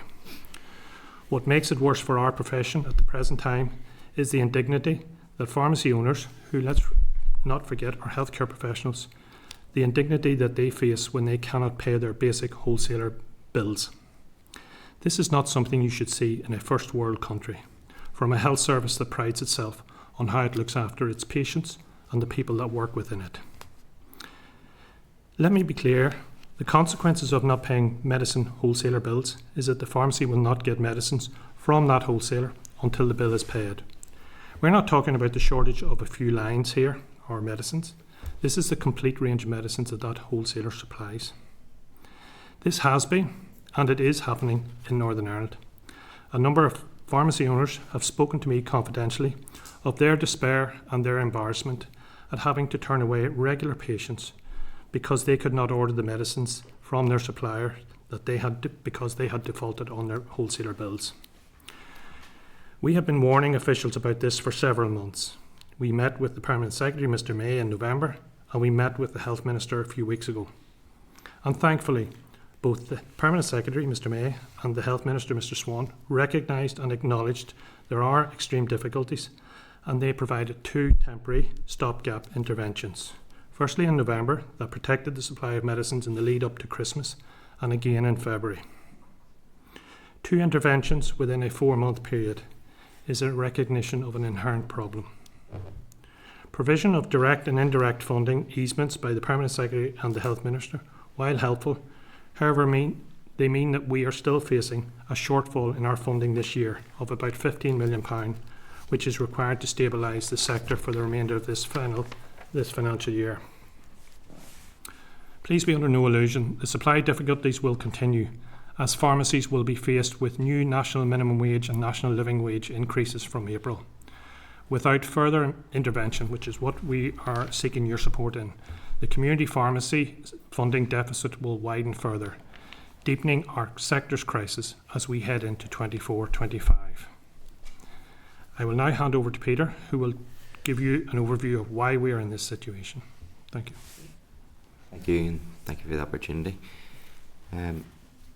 I suppose you've all been written to and you've been copied in. It articulates our situation better than we could at this in this short time. But I'll try and talk through why we're here and how we got here. So, unlike the rest of the health service, this funding pressure isn't new for us. We've been living it for at least 15 years. I'm going to bring through some of the reasons why that's the case and the evidence then, and then what we need in the short and long terms to try and help stabilise and then move forward. So, firstly, pharmacies' funding is not straightforward. It's a very complex system. It's very different from the rest of the providers of the health service in that it's not purely service provision. There's actually the need to supply a medicine, so it's a good service as well. To that end, pharmacy's funding model is split. There are the fees for the professional service, and then there's funding associated with the management of those medications. So looking at fees first, in particular if we look at dispensing fees. So I qualified around 2004-2005, and if we look at dispensing fees, they have not been increased in that whole time.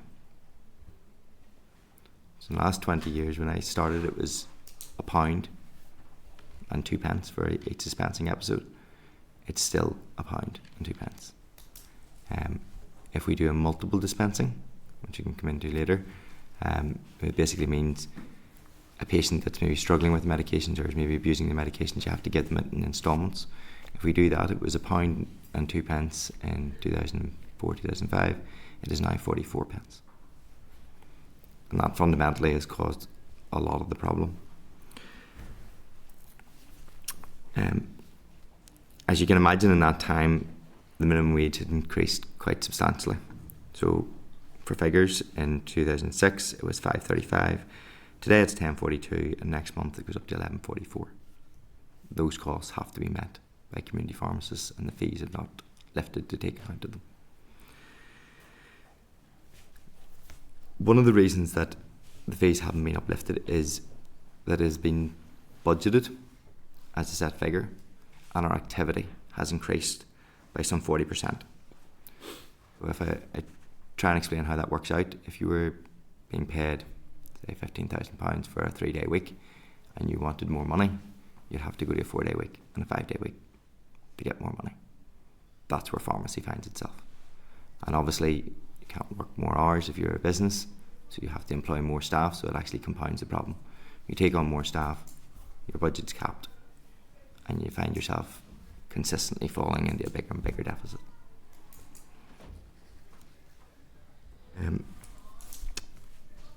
The department has tried to uplift that budget by inflation over the years, but what they're using is the Doctors and Dentists Review Board.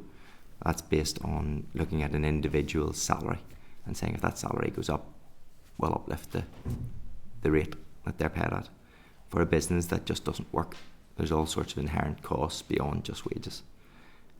And ultimately, an individual doctor, dentist can only work so many hours in the day, and if they need more, they need another member of staff. For a business to take on more capacity, you take on more costs. The next part of then our funding is the actual drug acquisition piece of it. So the idea being that we buy the drugs, we procure the drugs, we make sure they're managed in bought in time.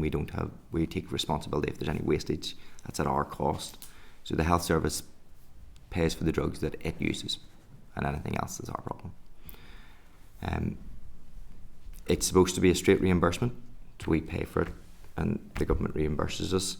And the idea being that we drive down the prices to make the drugs as cheap as possible for the Department of Health. And to that effect, the drugs in the UK are amongst the lowest in Europe.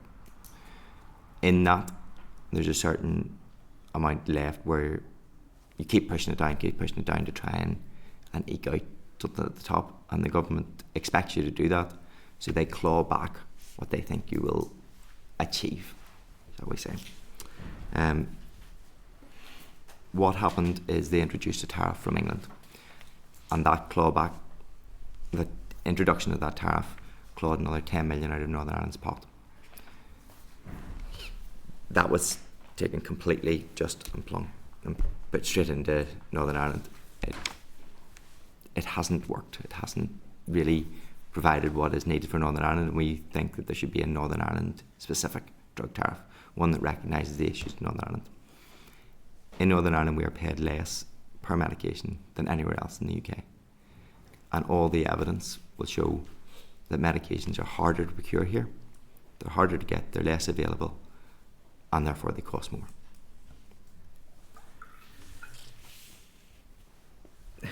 These are only a couple of the issues. I did mention about the clawback from the government. I'll give you an example. I had a patient the other day come into me, needed a lymphedema garment, keep them out of hospital, prevent them having strokes post-surgery. That one garment for the one patient cost £250. I had to pay that, but the government are only going to pay me £225 for that. So I'm out of pocket to give that patient a product that they absolutely need to keep them out of hospital. So that's one example. There's many, many examples of that, but it's just try and make it understandable. I know that a couple of weeks ago you had the Permanent Secretary in, and he had described a cocktail of issues. As I said, the funding structure is not simple, and we would very much agree. It is a whole cocktail of issues, but that doesn't mean that we can't fix it. We just want them sorted. We're very happy to work to try and get these sorted, to stabilise now, but also we want to play a bigger role. The next thing you'd say is, of course you'll say that in your community pharmacy. Of course you're going to say that. So in terms of evidence, the opening position for this year was 128 million. As we've discussed what it was through the COVID years. However, the department actually commissioned a report to find out what it actually cost. And they did that in 2011-2012. And in 2011-2012, they said it was between 130 and 136 million in 2011-2012. This year, we're working on a budget of 128. And again, there's been quite significant inflation in that time period. The wholesalers have recognised this, and actually I think they released a statement today recognising the real significant challenges. They're having to go out and look for insurance against community pharmacy. Not against an individual business, against community pharmacy across the whole of Northern Ireland. And in some cases they're being refused. If we don't get, some of these wholesalers are the sole suppliers of drugs. So some insulins, for example, you can only get from one wholesaler. If we can't get from that wholesaler, if that wholesaler can't get the insurance, we just don't get the insulin. Patients don't get it.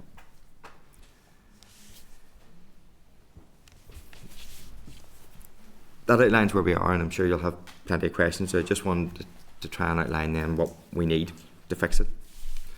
So obviously we want something to fix it now so we can fix it in the bigger picture. So immediate stabilisation. There's a couple of ways of doing it. One is the intervention the Permanent Secretary took in October, which was to suspend the clawback. Another is an urgent look at fees. Bring those fees into line with what we feel would be appropriate in terms of the inflationary uplift. We also would like to immediately start work on the implementation of a new contract. We haven't actually had a clear contractual framework for well over 15 years. We do want a policy change. We would like a Northern Ireland specific drug tariff. We don't feel that it would be appropriate to lift an English drug tariff, a Scottish drug tariff, or some drug tariff from somewhere else in the world that isn't suitable for Northern Ireland. Northern Ireland has its own specific factors, and we feel that our drug tariff should reflect that for the benefit of our patients. We do have a higher use of medicines in Northern Ireland. We have a greater reliance on social care and domiciliary care. We in community pharmacy support those. We do dispense more medicines. We do support health and social care. But those disparities in what we do mean that a pro rata head of the population approach doesn't work. What a patient gets in England from the pharmacy is not the same as what they get in Northern Ireland from the pharmacy. And even on a pro rata, they get more medicines. So it costs more to dispense those medicines. I'll hand over to Marie because that was very much where we are, but we do aspire for more. And Marie's going to talk about some of the things this community pharmacy can do to help the health service if we're stabilised. Thank you, Peter. Good afternoon, everyone. So Peter alluded to that, as community pharmacy we want to do more, but I think it's important to recognise that if what Peter and Jared have outlined is achieved, I suppose importantly, firstly, community pharmacy services and the medicine supply to patients will be stabilised, and that's the core function of what we undertake, is the safe supply of medicines to patients. So that's the first thing that we want to stabilise for all of our patients across Northern Ireland. We then can start to deliver on the community pharmacy strategy, which we've agreed in recent months with colleagues from the Department of Health and SPPG. And that outlines, a different future for community pharmacists. And as an employer, I've over 100 pharmacists who work within my own organisation. And when you talk to them, I can see the brighter future that they know they can achieve for the health service in Northern Ireland. And I'll come on to talk about that in a wee bit more detail in a second. We also can continue to be that accessible front door that Jared alluded to, in terms of, we're very accessible on the high street in communities right across Northern Ireland, and we have 123,000 people who rely on us every day coming through our front door, and we want to ensure that remains. We can build further on the new services that were launched. So November of last year, we introduced some new services for UTIs and for sore throat. And we would really want to build on those new services. And they're designed to take pressure off GPs, out of hours, ED. And we see the referrals coming through from those professionals. And certainly in terms of how those new services have been received by patients, the feedback is tremendous in terms of accessibility and the really positive stories we've heard from patients who've had easy access to pharmacists to look after them for both UTIs and sore throats. So that's certainly something really positive that we can build on. And then we want to be that strategic pillar. I'm sure you talk a lot about transformation of the health service, and we certainly want to be there and building that for the future. And maybe that's a bit that I could just outline a wee bit more for you. Because we know it's a challenging environment for yourselves in terms of what we need to do in terms of transforming the health service, and this year particularly is going to be very tough for us all. And the capacity is definitely a challenge within that, but we do see ourselves well placed if the core function that we do in terms of dispensing medicines is stabilised. We see ourselves being able to build on that and support you in the agenda that you need to achieve as well. We know that beds need to be freed up. We know that waiting lists need to be tackled, the pressure on EDs and out of hours in general practice, just like the same pressure that we have on ourselves. We can see that we can certainly play a role in that. Patients want to remain independent in their own homes, and they want to stay out of hospital. And we can certainly play a role in that to really provide that capacity as well. We have a network of over 500 community pharmacies across Northern Ireland, and we've highly trained, skilled healthcare professionals and teams who work with us in our pharmacies, and they can access us without an appointment. Community pharmacies can help prevent that admission to hospital. We can look after patients with both acute and chronic conditions, and we can help prevent that admission to hospital. But we can also support the discharge. So when patients are discharged from hospital, we can ensure that they're well informed about how to take their medicine and really support that compliance.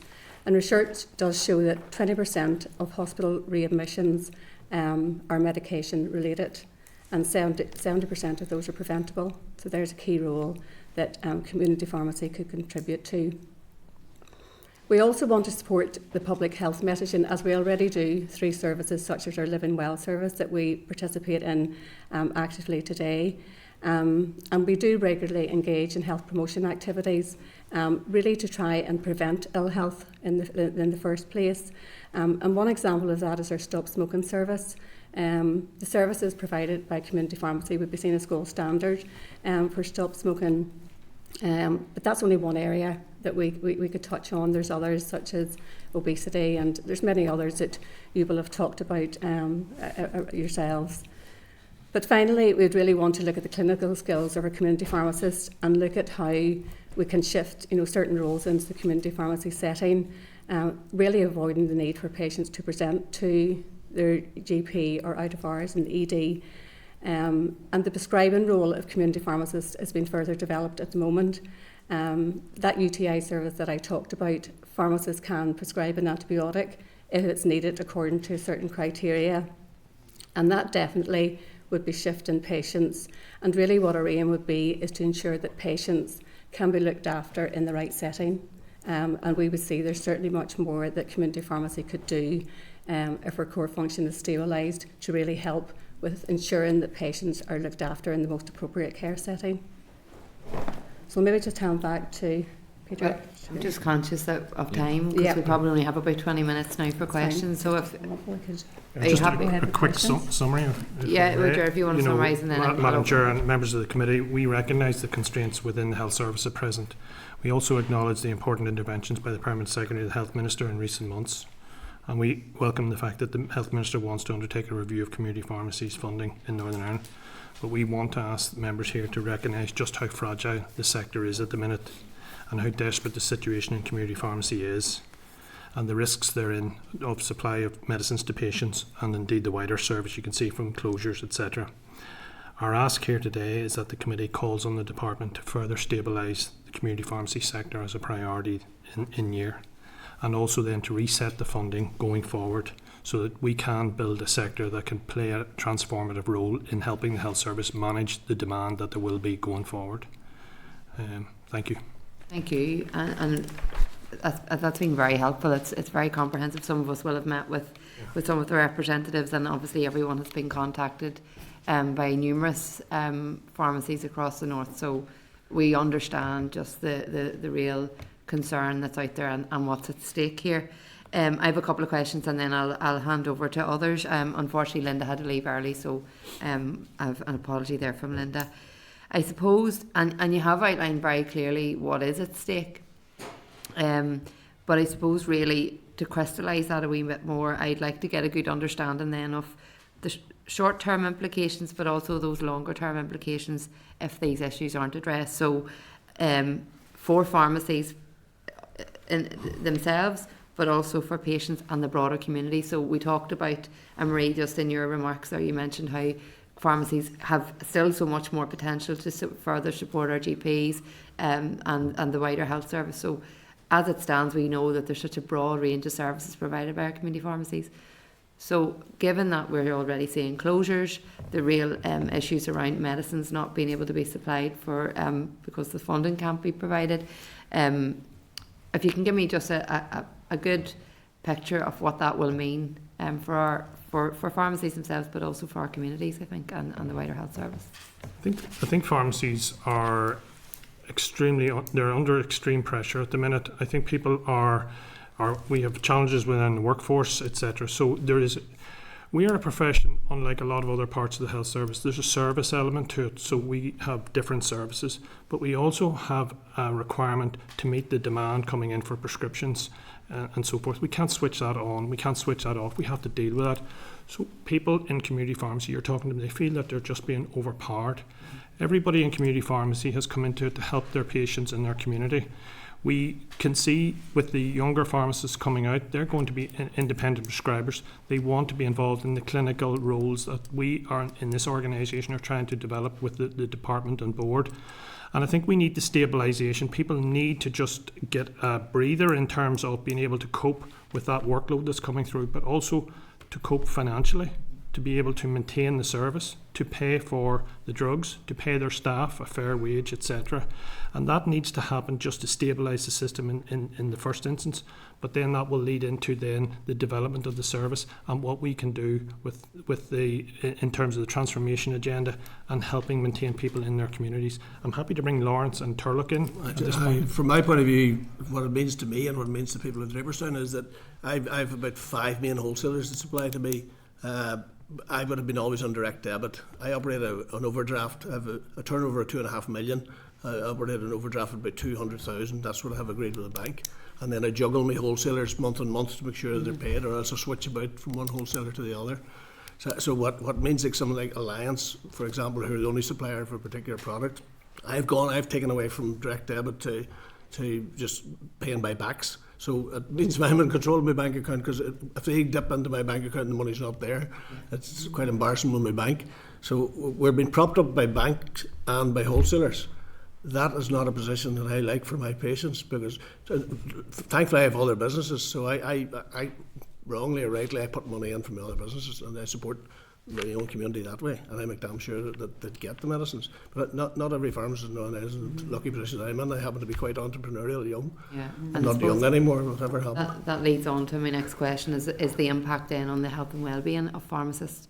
I mean, I think we're quite different from England and other areas, because the vast majority of the pharmacies here are family-run local businesses, small businesses. So even though, Lawrence, you said you've a couple, it's still your local, your family, all of that. So I'm very conscious of that and the impact that financial stress, but also that stress of not being able to provide someone who is on, say, a controlled drug or something very critical to their health, who have been coming into you probably for years, and not being able to provide that. How is that impacting across the piece in terms of the pharmacists that you're speaking to? I'm going to answer that, sorry, because I'm not on the CPNI board. The impact is that I'm here with them today saying, look, this is really impacting my business. Am I angry? Yes, I probably am angry. I've been working at 37, 40 years almost, and my daughter's come into the business and I want it to work. I want us to be top in the class and look after our community. And I know a lot of pharmacies across Northern Ireland are like that. I could take you to Resharkin or to anywhere within Antrim or Down or Tyrone or any of the towns or in the city, and people there is a different passion about pharmacy in Northern Ireland, and because of the family connection and because of the number of independents. Not having said that, Boots and all of them do a tremendous job, and we work really hard at our service and we really care about our patients. I suppose everybody can say that, but once you're embedded in the community and you've invested your own capital in the community, you can't put a bigger argument in than that. Yeah. As to how much you care about your people. And I think in terms of impact, I've never been to meetings before where there's so much anger and worry. Mm-hmm. A lot of people are very worried, honestly, and they're taking money out of their pensions and their mortgaging houses and that nonsense stuff that shouldn't go on in this. It's just, from my point of view, I'm not looking for a fortune. I'm looking for a fair and reasonable return to make sure I can pay my staff and make damn sure I pay my wholesalers. I think one of the things, we've touched on it a couple of times, referred to it, there are 123,000 people approximately using pharmacies every day. If pharmacies are not able to service the needs of those people coming in, they will need to get that care and attention at that moment in time somewhere. Where do they turn? Do they turn to general practice? Do they turn to out of hours? Do they turn to NE? Those systems are already overrun. They cannot cope. And what we're saying here is there's a small investment required to stabilise community pharmacy, and then there's a small, it's an investment that's required to then put us on the right footing to look after our patients. I'm a community pharmacist by background.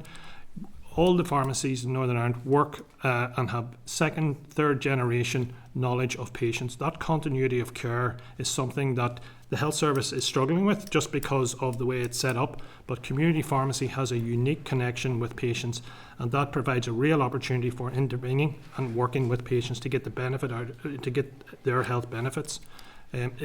This is the potential here to be a real game changer for the health service and for patients, but it also is the potential to be a missed opportunity. Yeah. And that's the thing that I think this health service cannot afford at this stage. Yeah, and we talked about obviously the role of pharmacy during the pandemic, which was so important, and I think staff and pharmacists went over and above, and obviously the difference in the funding during that period of 155 million to 128 now. Yeah. For clarity, I suppose on that, has service provision changed, reduced, and is that what the department's rationale for changing the funding is on that one, or? I'm just conscious because I feel that it's probably expanded. Yeah, no, I would agree with you on that. The new services introduced, a lot of the stuff that went on through the pandemic, not all the primary care has come back to the same way of working as it did before the pandemic. And ultimately, we still have to do what is presented in front of us. You can't say to someone, actually, we've seen 10 people today, so we're not going to give you your medication until tomorrow. It doesn't work like that. We have to keep doing that. And with the additional services, with the additional work that's required, it's all still there. It has almost shifted the emphasis. People have found out what pharmacists can do and are much more likely to present to ask us to do much more complicated things, which really is beyond our expertise, and it's putting even more pressure on our staff. I'd maybe just build on that because I suppose we're well represented across Northern Ireland, and we certainly are available a lot on evenings and weekends as well. And, we're certainly seeing Peter refer to more complex, situations presenting in community pharmacy. Absolutely, without a doubt, even over towards the end of the summer, on a weekly basis, I was have patients presenting into our pharmacies with anaphylactic shock, and the number of times our pharmacists were having to administer adrenaline to patients. And actually one patient felt, we saved her life, and actually she told everyone about it. So it was well documented across the media, because she just felt so passionate about the care she had received in that community pharmacy setting, because she just found it difficult to get access elsewhere. So, in terms of the work, we're absolutely doing the same work and more. And it's not that there's some additional remuneration available for the new services, but it's challenging to deliver on them when the core activity that we do, i.e. dispensing our medicines, is compromised in terms of the funding. But again, I mentioned it briefly, but the way patients have received the new services, because it's so accessible. And that's the beauty of community pharmacy. We are so accessible, and patients are able to come in and get seen, particularly for more complex conditions. And that's the stuff we could build on with, as the services in other parts of the UK at the moment, where there's a more advanced range of conditions that they're able to deliver within the community pharmacy setting. So there's a lot we can build on in terms of that opportunity. Can I just add this from my point of view? I'm not involved directly in the CPNI negotiations, but on the ground it felt as if that amount of money at that time kept my bank fairly straightforward. I paid my staff extra. I felt as if we were doing the right thing, and my staff were going way beyond, as all pharmacies did during the pandemic, really helping people and being accessible to them. But we were able to give them a few extra pounds when they really needed it and when they were feeling under pressure. So it didn't. I just felt that. So from a funding point of view, on the ground, that sort of amount of money, from my personal view, was it seemed to be not a bad, at least a livelihood was there. Yeah, I think the thing to remember as well is that was the level of funding 2 years ago. Our funding has fallen off, but costs have gone skyrocketed since there, and this is why it's a perfect storm of circumstances. And it has just got to the point where basically people are coming to me confidentially and saying, "Jared, I can't make this work." And it's I think when you see the wholesalers stepping in and saying there is a problem here, I think that has to be an alarm bell. And we want to look after our patients, we want to do more, we want to work with supporting primary care colleagues, general practice, etc., and secondary care, but we need stabilised, and we need a solid platform then going forward. Yeah, and and that is the point I was making, that the funding was there, and while everything else has continued to go up, your funding has actually been dramatically reduced. And am I right in thinking then it's a 15 million shortfall as well? Certainly for this year, just to stabilise this year, because which is actually less than what was provided in the 155 no, absolutely. million. So, and you see, we're not looking for the sun, the moon, and the stars. We just want enough to just stabilise it. But we are going to hit more problems come April, because national minimum wage rise. The funding, I was talking to a contractor yesterday, and he says, Jared, the funding that came into the system there at the end of the month, absolutely wiped. It has been sucked away by the deficits he had in his pharmacy, and he was looking at his returns and saying, this just doesn't make sense. And that was then when he got the money. At the end of this month, he's going to be facing a bigger deficit, and that's a picture across Northern Ireland, as I think it was alluded to. Lawrence has alluded to. There is a real sense of frustration and anger and despair. But we want solutions. On other parties, if you're relying on banks, if you're relying on wholesalers, once that bill's paid, they're very reluctant to put themselves in that weakened position again. Yep. You know, it's not like professional. We're sitting looking at someone in the face and saying, yes, we will give you your medication and we'll put ourselves at risk. When it's a commercial entity, it's a very different story. It's complex, and it's The last question I just wanted to ask, because I am conscious of it as well, is just around the use of the Doctor Dentist Review Board, and how you've said that doesn't work for here. So it's just to kind of get a sense of, and I know Peter, you had mentioned around the pro rata and how it doesn't make sense even around how using English models for some of the drug tariffs as well. So in terms of the review body, what do you foresee as an alternative of how we address that issue? Well, I think we need something that's specific to Northern Ireland and that's reflective of the factors here. It's a symptom of the problem, but it's not the sole problem. No. If you look at, and it is incredibly complex, our payment methodology, in effect, what we've done is copy and paste the model from England and apply it here. So it's a model that's specifically designed for English circumstances, prescribing practices, etc. And we copy it from Finchley and we apply it in Fermanagh. It doesn't work. You will see, quite often you'll see the statistics, for example, that there are higher costs for drugs here. There's more funding per pharmacy here in Northern Ireland than there is in other UK jurisdictions. But I think there's some of the fundamental aspects that need considered in with that.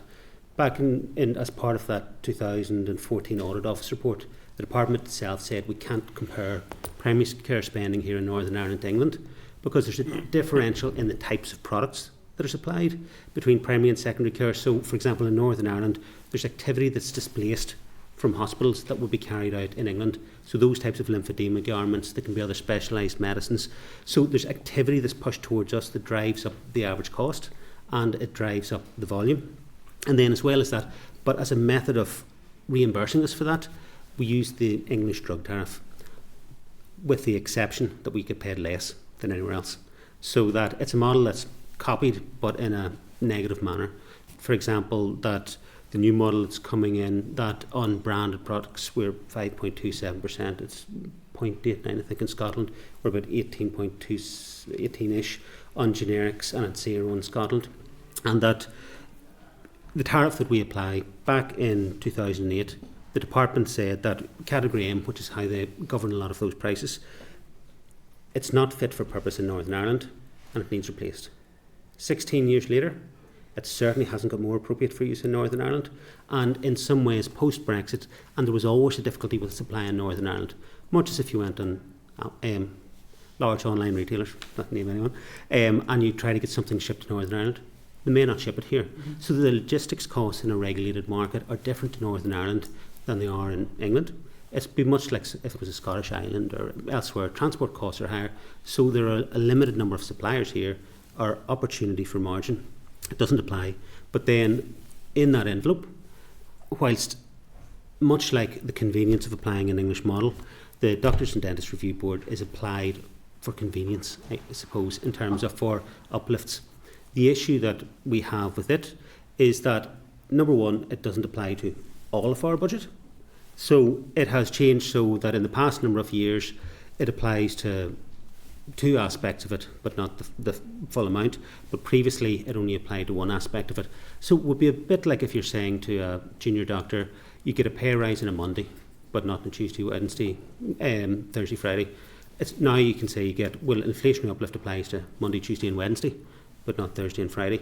And so that's been part of the reason that our funding has, that crisis has built, because whilst there is a small amount of inflationary uplift to budget, it doesn't apply to all of our budget. And then activity has increased hugely in that period. So it's a little bit like telling someone that we aren't uplifting your wage, you just have to work more hours. But there's a point where that's not possible. And I think that's where the real crisis is built. Or if you're building a motorway, we'll pay you the same as for building that motorway per mile as we did 20 years ago. But if you build it much longer, you'll be better off. It doesn't work for 1 mile, it won't work for a long motorway. And so there are just so many inconsistencies because we're trying to apply something that doesn't fit. And we need something specific for Northern Ireland, and we need a fundamental and urgent review of the entire model. It doesn't have to be complicated. There's quick fixes that can be applied to try and correct some of it. And it's not that there's going to be any immediate or rapid resolution that you somehow come across with a perfect model. But fundamentally, we need something that works for patients in Northern Ireland, that works for the health service, and works for our contractors. Thank you. Orlia?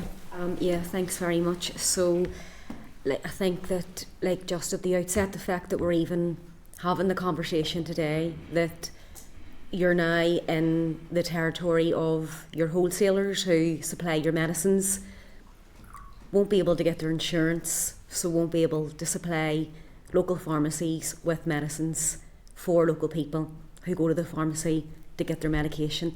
I think it is crazy that we're even having this conversation. Situations don't get more serious than this. We're talking about a crisis in our EDs and with our waiting lists, 100%. But this is also a genuine crisis because, as you said, Jared, if it's getting to the point where pharmacists can't get their medication stock in, and where is people going to turn to? Are we going to wait until people are queued outside EDs? Are we going to wait until people are queued outside GP surgeries? Do you know? So there needs to be, I think, an urgent response to this. There's no other option. Do you know, what are we actually going to wait on? We can see the desperation and despair in the correspondence that we've received from countless pharmacists, and it's been really, it's sad reading their letters because I think you had mentioned the word around the indignity of it all. Do you know, when you can sense that. Thanks very much for coming today, and hopefully this can, your briefings today can, will help us put some more additional urgency onto obviously your kiosks. So just a couple of quick questions.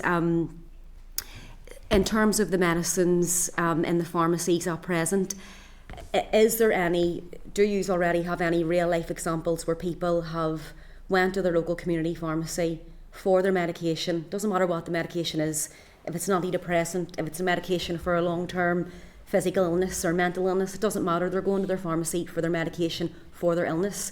So is there already real life examples where people have went to their local pharmacy and haven't received that medication? Yeah, yes. There are, Leahy.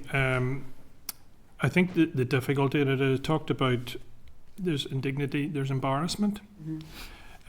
I think one of the things that we've learned over this last while in the contractor meetings is pharmacy is actually quite an isolated profession. So everybody is affected in the same way. But when you're in your own pharmacy, people were thinking, is it just me? Actually, whenever we came to those meetings, everybody started to realise this is affecting everybody. Mm-hmm. I have had contractors, as I said, come to me and say, I have defaulted on my wholesaler bill. It meant that I was blocked from getting drugs from the mainline wholesaler in Northern Ireland. I'm not talking one, I'm talking multiple contractors. And they told me themselves, over the period of a couple of days, I had to turn 70 patients away. Now, the obvious thought would be, well, they could go down the road and maybe go to the next pharmacy and try and get that. But you've got to understand, the model is tiered in such a way that pharmacies suddenly can't increase their spend. There's credit limits and so forth. So it's like it's a perpetuating problem here. So there are real life examples, but I think it's people are dealing with it in a quiet way. So it's hidden at the minute. But I think we're getting to a point whereby this is just potentially just going to come to the surface, and it's going to be uncontrolled. It's going to be in different parts of Northern Ireland at different stages. And what we want to do is prevent that situation arising. It is happening. We just do not want it escalating. Yeah, pharmacists generally keep about a half a day's worth of medication because of the costs involved and trying to maintain that. If your wholesaler bill isn't paid at 9 o'clock in the morning, they just don't deliver. So even if you do your backs and you get it in the afternoon, you've turned away half your customers for the day. That's how tight the medication run is in Northern Ireland. So it's really, really critical that you're able to pay the bill when it's presented, not even an hour later or 2 hours later.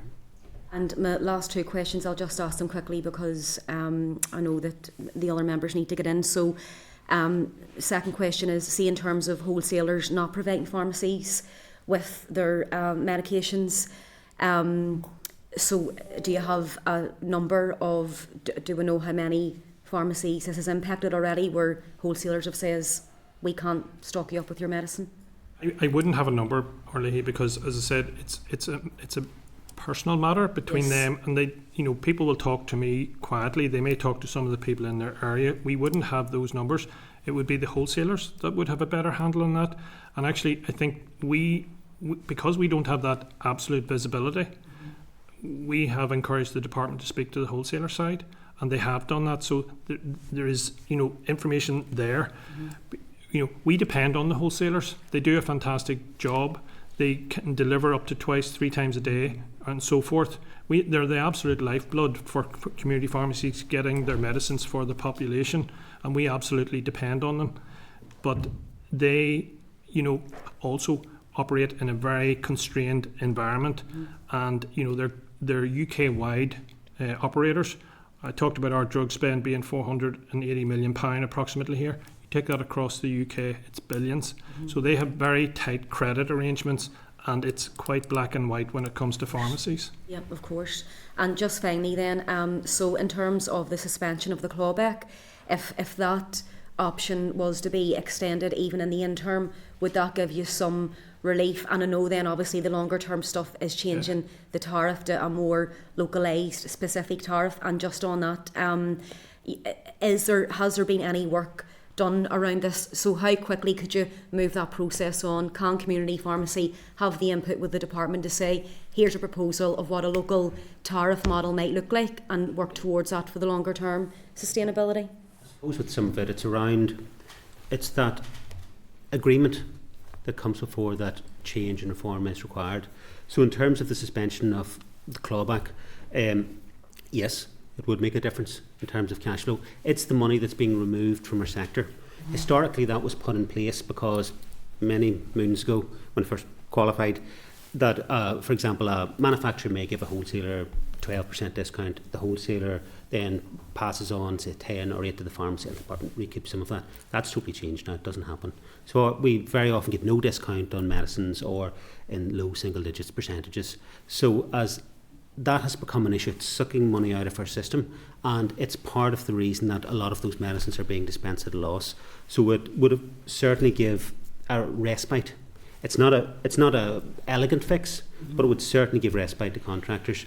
In terms of those movements, there was a consultation in terms of tariff reform, which was imposing some additional English changes onto Northern Ireland. So we did oppose it. That we didn't oppose the concept of having differential rates of clawback on the different product categories, but with it, it's reinforced Northern Ireland pharmacies being paid less for medicines than anywhere else in the UK. And for us, it just seems an unsustainable model. We need wholesale reform, so we need a quick fix of something, and with a stabilisation, and even if it's not a perfect fix, it will ensure that continuity of supply of medicines to patients can be maintained. But we need a more fundamental reform of what it is that the department want. And so that when you look at a lot of the documents like the King's Fund and that shift into primary care from secondary care and exactly all of those issues that we've discussed about, it's been talked about since I qualified 20 years ago, and very little of it's happened. But I think it's designing a model that works for Northern Ireland. That any of the other, there are different models in the different regions of the UK. The Scottish model is probably the most advanced in terms of services, but we need something that works for here. And so we need a wholesale reform and discussion, and we need officials to have a mandate to have those discussions, because continuing to copy and paste or very slightly tweaking around the edges of the English model, it's never going to fit here if we're being truthful about it. From my point of view, fee clawback, it would be another sticky plaster for now, and it would definitely help on the ground for the next few months. And it might be one of the easiest things to do, but there needs to be something around the core funding. Even as, we're talking about sort of a quick fix, a medium-term fix and a long-term fix. I think part of the short-term fix is to get some movement on the core fee. I just think the core's so far out. You alluded to it earlier. I think that bit, if you could even bridge that a bit, with this, with whatever 15 million of an investment. I worked in commissioning for my sons for 15 years. I thought I could change the world by getting into the board, but I found out that it's a very large organisation, and I wasn't as important in there as I am at home. But maybe I'm not that important. But it's there's definitely there's things that we can do quickly that'll the amount of money that we spend within the health service across Northern Ireland. We can talk about shifting left and moving money into primary care and all. Sometimes when it's moved into primary care, with all due respect to my GP colleagues, it lands there. And sometimes a lot of the pharmacists that I can have working with me and the patient-facing pharmacists are now in the GP surgeries. Now they do a good job and they keep governance right and they add to the service that the GPs provide, but they don't do a lot from a patient-facing point of view from my perspective. If I had one of them in my pharmacy funded by the department, I would shift a lot more. Thank you, Nuala. Thank you very much for presentation. A lot of the questions that I had, and it was just a little bit more about understanding the funding model, have been answered, and I do appreciate the crisis that community pharmacy is under, and I also understand the importance. I don't know if anyone's ever tried to get someone. My mum moved and I tried to get her to change pharmacy because she moved ages way up, so we wouldn't hear of it. Still travels on the bus to go there. But that's how connected people are to the pharmacies, especially when they have complex health needs, and anyone know a change in medication, your pharmacist will be able to tell you that actually that'll interact with something else that you're on, and you understand that the pressures that GPs are under, and hospital consultants, etc., they might not know the entire history. So I do understand the history, and I'm also a previous employee of Boots. I don't know if that's a conflict, I don't think it is, but so working in the pharmacy section, so I understand seeing how busy it is and how difficult it can be, and given a lot of my questions to be asked, I just want to maybe explore a little bit about the other kind of services that you do offer that allow yourselves to actually operate and effectively not shut down. But it's not just the pharmacist that works in the pharmacy or the dispensary, but you have the dispensers as well who assist. And is there any funding associated with costs that is to train those people, or does that come out all of the pockets of the individual community pharmacists? Is that something that has been looked at, or you would like to be? From time to time, there might be various maybe end of year allocations if there's been slippage at the end of the year that can come in for staff training. But by and large, everything that pharmacy is doing, we talked earlier about the absence of capital investment. I know you're talking about staff and so forth, but largely it's through the revenue that the pharmacies are funded, and everything then has to work within that there. And so if you weren't operating on an overdraft, as Lawrence had said, from your banks, it would be shutting up shop essentially. No, well, just a local corner shop instead of a community pharmacist, and that's the reality of what we're seeing. So I'm assuming that has an effect on your credit rating as an individual, trying to get a mortgage. The ultimate model is you buy the medicines in, you sit on them for 2 months or whatever roughly, and you turn them around, and then whenever you send in the prescriptions, you hope that they're going to pay you for the amount that you paid for it. And it's kind of like, it is a kind of a hope at this stage. It used to be you were fairly guaranteed, but there's concessionary prices every month because the generic prices are changing so much because of worldwide issues. So we're buying in medicines. In some cases, it's not, it balances out fairly well, but in some cases you'll be buying something and £2, and on the day that you're buying it in, the tariff is saying it's £1.20, you're going to get paid back. You're hoping it's going to be the end of the month, you're going to get a nice wee letter to say it's now £2. It's not actually until that medicine is physically used. In some cases, I'm not saying, but there's so many concessionary prices now, Jared, you know more about that. Yeah, absolutely. It even applies to if you buy it in on the day, that they'll have the tariff pricing with a multitude of shortages, and it is a global issue. It's not just Northern Ireland, it's UK-wide, Europe-wide, but with that, the way that our system's set up, we've got a price list like a restaurant in effect. So you've got your menu and the doctor prescribed one of those items, and we have the price that we'll get reimbursed at. And so that if that product becomes short, there's no price regulation on generics. So the model that we use in the UK-wide and Northern Ireland, that we're required to achieve some of our operating costs from a margin that may be achieved in the medicines. And the purpose behind that is in effect that we become the negotiating body with many hundreds of suppliers and manufacturers, and so that we drive down the price of those medicines, and those ongoing savings are achieved by the department or DHSE or whatever part of the UK that may be. And so from that, the UK has the lowest generic prices in effect in the developed world, and certainly in any of the high regulatory market compliance countries. But without price control, it means if something goes short and they're low, and if a manufacturer has a shortage of a product and it's $50 in America and 50p in the UK, that there's a fairly easy decision of where that medicine goes. So what typically happens then, the shortage in it and the prices shoot up because there's no cap on those prices.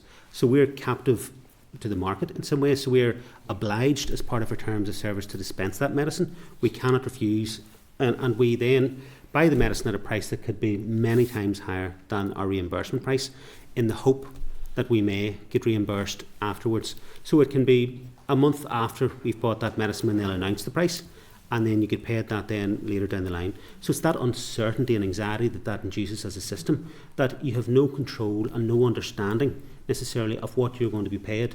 And it's very difficult to be progressive and look forward and develop when you've that constant fear of what that payment will be.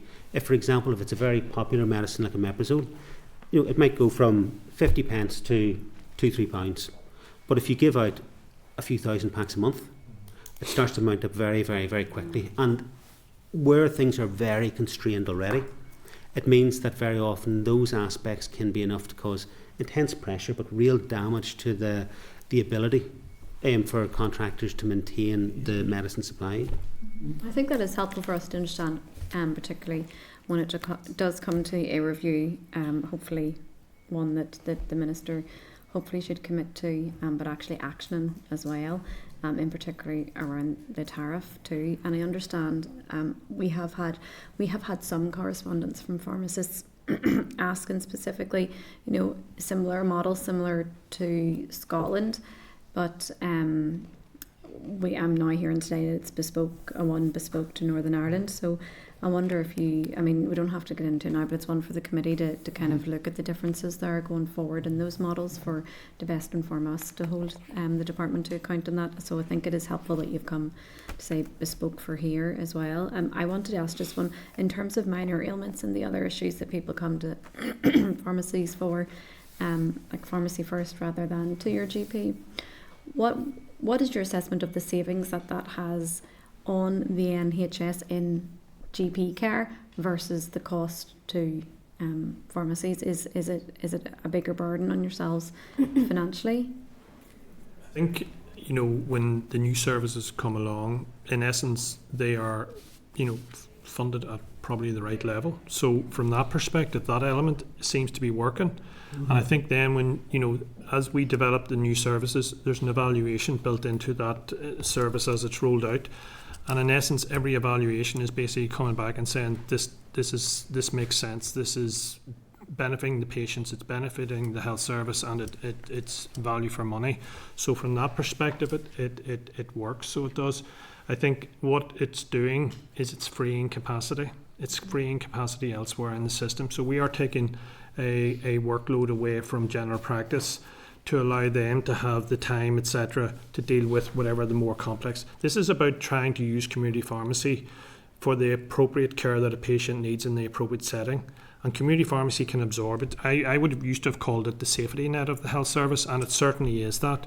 But I think we can, do a lot of the firefighting, and we can help with not only in relieving pressures in other parts of primary care, but as I said earlier, accident and emergency, out of hours, and indeed secondary care, because we all know the difficulties with patients, the transition of patients in and out of hospital. And that is an area there that I think community pharmacy can really play a really, really strong role in and free up some of that capacity. So it is about looking at this. The investment for community pharmacy to do that is modest in the scheme of things, but the consequential benefit that would have elsewhere in the system is outweighed. I think, we have evidence that would suggest for every £1 that's invested in community pharmacy, there's at least an £8 benefit in that, both in terms of health and then wider society. So there is a value for money case there, as well as the patient and health service benefits. Thank you. That's been helpful for us. Danny? Thank you, Chair. A lot of questions again have been asked and answered already. A local pharmacist took me through your funding model after this all came to light, and I was blown away by how complex it is. And certainly the tariff increase from 9 to 18%. I just couldn't understand how that could happen at a time when you'd already had an intervention in order to keep going. My question is, and coming on from that, it seemed to me that there would be businesses and there would be pharmacies, and I know you said you work sort of independently, who may well be running at a loss and potentially unsustainable at the minute. So that may well be happening under the surface. And certainly I'm aware that a lot of community pharmacists serve quite rural areas and quite large geographic areas, and a lot of patients in that, whereas maybe in a town you might have 2 or 3. But if you're in a rural location, that's quite a huge area with a lot of people dependent on that one community pharmacist. So if that goes down, there's quite a massive impact to the health of the people in that area. So I think rural people are sort of quite exposed to this. It's certainly something we need to be very concerned about. My question was, I was just looking at the figures. You said 120 million for this year, yet you had 2 interventions required. And so you had a 15 million shortfall as well as the 2 interventions. So what does the total figure look like? I think what I would say, Danny, is that when you look at, say, for example, the clawback arrangements, the clawback in Northern Ireland takes out approximately £30 million a year. If we had the Scottish model, that probably would be £2 or £3 million. What we're talking about is a stabilisation in this year. So there's a £15 million deficit, and where we feel it would need to be just to get through this year. The interventions that have been provided weren't necessarily new money. They were money that was probably allocated, but it came through late in the day. And, it's not that it was new money, but it was hugely needed. It was an advanced provision of money that probably was due to us. We did get a suspension of the clawback for 2 months, and that was hugely important at that time. It ensured the funding or the supply of medicines was stabilised coming up to the Christmas period. I think, we talked about potentially the evidence that's there. We've the evidence of the costs. We've also evidence of our own from other external consultants, given an idea of where the costs are now. So there is a trajectory there in terms of where our costs are, and then also that's where our funding needs to be. So we have a strong evidence base, and I think it's as well when you look at things like the fees haven't been uplifted. If you were to bring those up to date, and the changes in clawback that were introduced back in 10-11, you put all of that in. That's coming in at a figure of 30 in around the £30 million, and that's what that's what's required to stabilise it. Again, it comes back, if you look at the funding that was in the system during the pandemic, 153 or thereabouts. There's a shortfall there on the opening position of about 25 million. We have got that funding in the system, but costs have gone up. It's not too hard to do the sums, and this is where we would say we would want to get into meaningful discussions with the department about it. We appreciate there are constraints within the health service, but there's an opportunity here to stabilise a sector that can do so much for patients and the health service. And it is about stabilising that and then putting us on a firm footing. It's getting the foundation right so that the rest of the house can be built, the rest of the pharmacy estate can be built, and then the benefit to the patients and the health service follows that. Just a bit of context on your rurality thing, because I'm in Draper sounds very rural, 8 miles to the nearest pharmacy, so I have 2 shops in the town, 2.5 million turnover. Last year I lost £30,000. We provide all the services. We're probably one of the best pharmacies in Northern Ireland. I'm just saying that, I'm not blowing my own trumpet. I'm not looking for more business here. but we just awards and stuff like that. We're quite good. We look after our patients really well. And yet last year up to June 23, I had a 30k loss. I'm supporting it with my other businesses and because I'm part of that community. But if somebody else bought me or tried to run it, they wouldn't. First of all, they wouldn't want me, and secondly, they would just cut it. They just slice it. That's what you'd have to do if you wanted to have a sustainable model, which is not right. When you know that you're doing something right, why would you stop doing it? And I think the main issue is that it's got worse since that point as well. Yeah. That an overall, and one of the key issues we've been faced with over many years is that the lack of consistent recurrent funding. And so that almost every financial year, and I appreciate it does apply in other sectors as well, we start with an incredibly low opening position and money builds throughout the year, and there'll be underspends found and there'll be extra little bits come in here and there. But without having that consistency and continuity in funding, it becomes very, very difficult to plan. If you're within some other sectors that say that, for example, the wage payments are guaranteed in effect by central government, and so that staff will always get paid and there isn't an issue around that, and it's managing some of that. What we're talking about is getting that stability so we can be certain of what staffing level that is viable in terms of what we have within our pharmacies.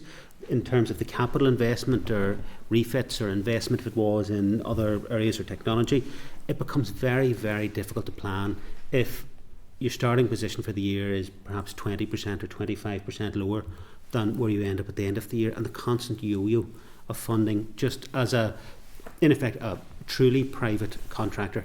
Our practices really do struggle without that continuity that is available in other sectors. Mm-hmm. The one thing that for sure that's happening in April, just as an indicator, is national minimum wage. That's going to put 10% on the wage bill straight away. That's a huge amount of, wages is a huge part of our costs. So that overnight will increase it. I think the department recognise that. They're seeing what can be done. But it comes back to this stopgap approach all the time. It means that the likes of Lawrence, Marie, Peter, Turlock, they can't plan ahead because you're working off uncertainty all the time. And that is just, it doesn't allow for planning and how you set your service up in a strategic way. Just to be clear around the minimum wage, but our staff would be well beyond minimum wage. It's a knock-on effect of that. So we'd have staff, in a lot of pharmacies you'll have the same staff for maybe 20, 30, 40 years. Mm-hmm. So they're very highly trained and they're above. So if somebody's getting $11.44 for a basic stack on the shelf, in a supermarket, you need somebody that's been trained and that looks after patients for you and can interact with the public. That their expectation, rightly so, is £14-15 an hour. Yeah. Fair play to them. They needed to live. It's about maintaining a differential then with the rest of the staff as well, because it has a knock-on effect. Sorry. Just to finish as well, one other thing I found in the last sort of 15-20 years, there's been a massive explosion in the amount of blister packs being used, particularly for elderly people who are being kept in their homes, or living at home and then being supported by care packages that are able to administer medication through the blister pack then. And from what I understood as well, there's been an issue with the funding of blister packs per item. Have you seen a massive increase in the amount of blister packs? And obviously this is something that does keep people in their homes and out of hospital and out of I think the whole sort of difference in the domiciliary care arrangements in Northern Ireland, the social care arrangements in Northern Ireland. Mm-hmm. There's a reliance on community pharmacy to support that, and we have been doing that down through the years. As I said, I was a practicing pharmacist, and you looked after your patients.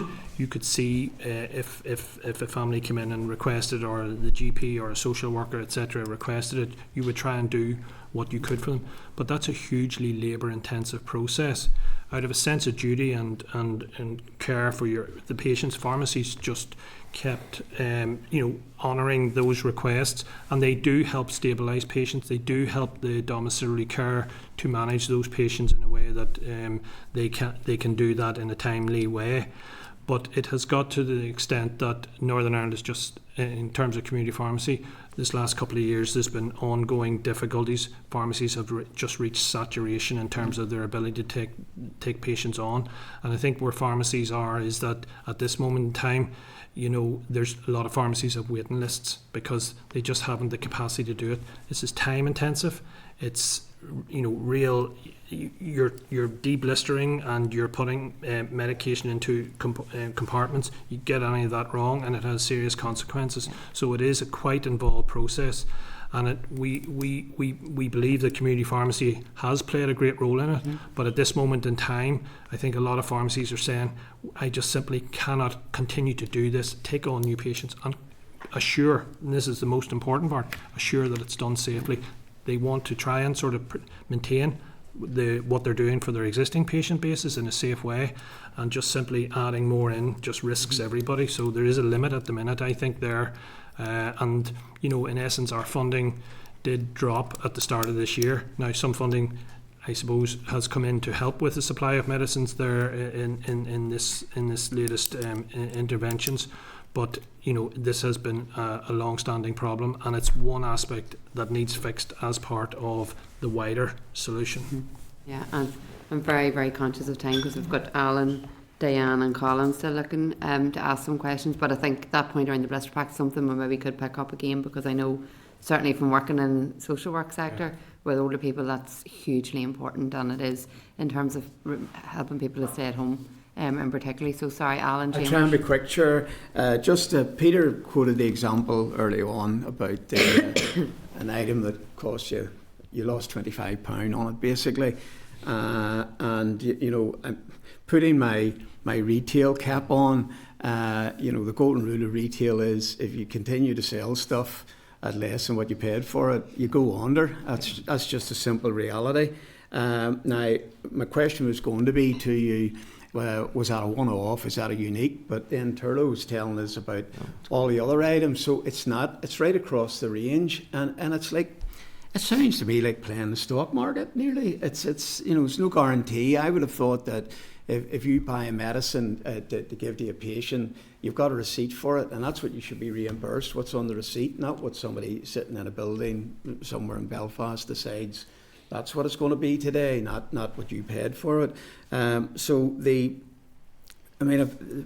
heard a lot of very depressing and worrying things that have been teased out from the questions, and quite honestly, it wouldn't have been unreasonable for you to have just talked about them in your summary, those things, because they're so glaring and so unfair. And I think you certainly have convinced me of the need that there has to be some sort of a review. And just one small question, basically. Have any of you noticed over the last couple of years a difficulty in sourcing branded over-the-counter medicines? Has there been? I've asked this question of officials from the department, and they sort of claim, no, that's not the case. But simple things like Rennies and stuff like that have been tricky to source over the last couple of years. Would that be your experience? Yeah, so there's no number of global supply issues, and it's partly based on the complexity of supply chains worldwide. Long gone are the days that they're all made in Birmingham and shipped over.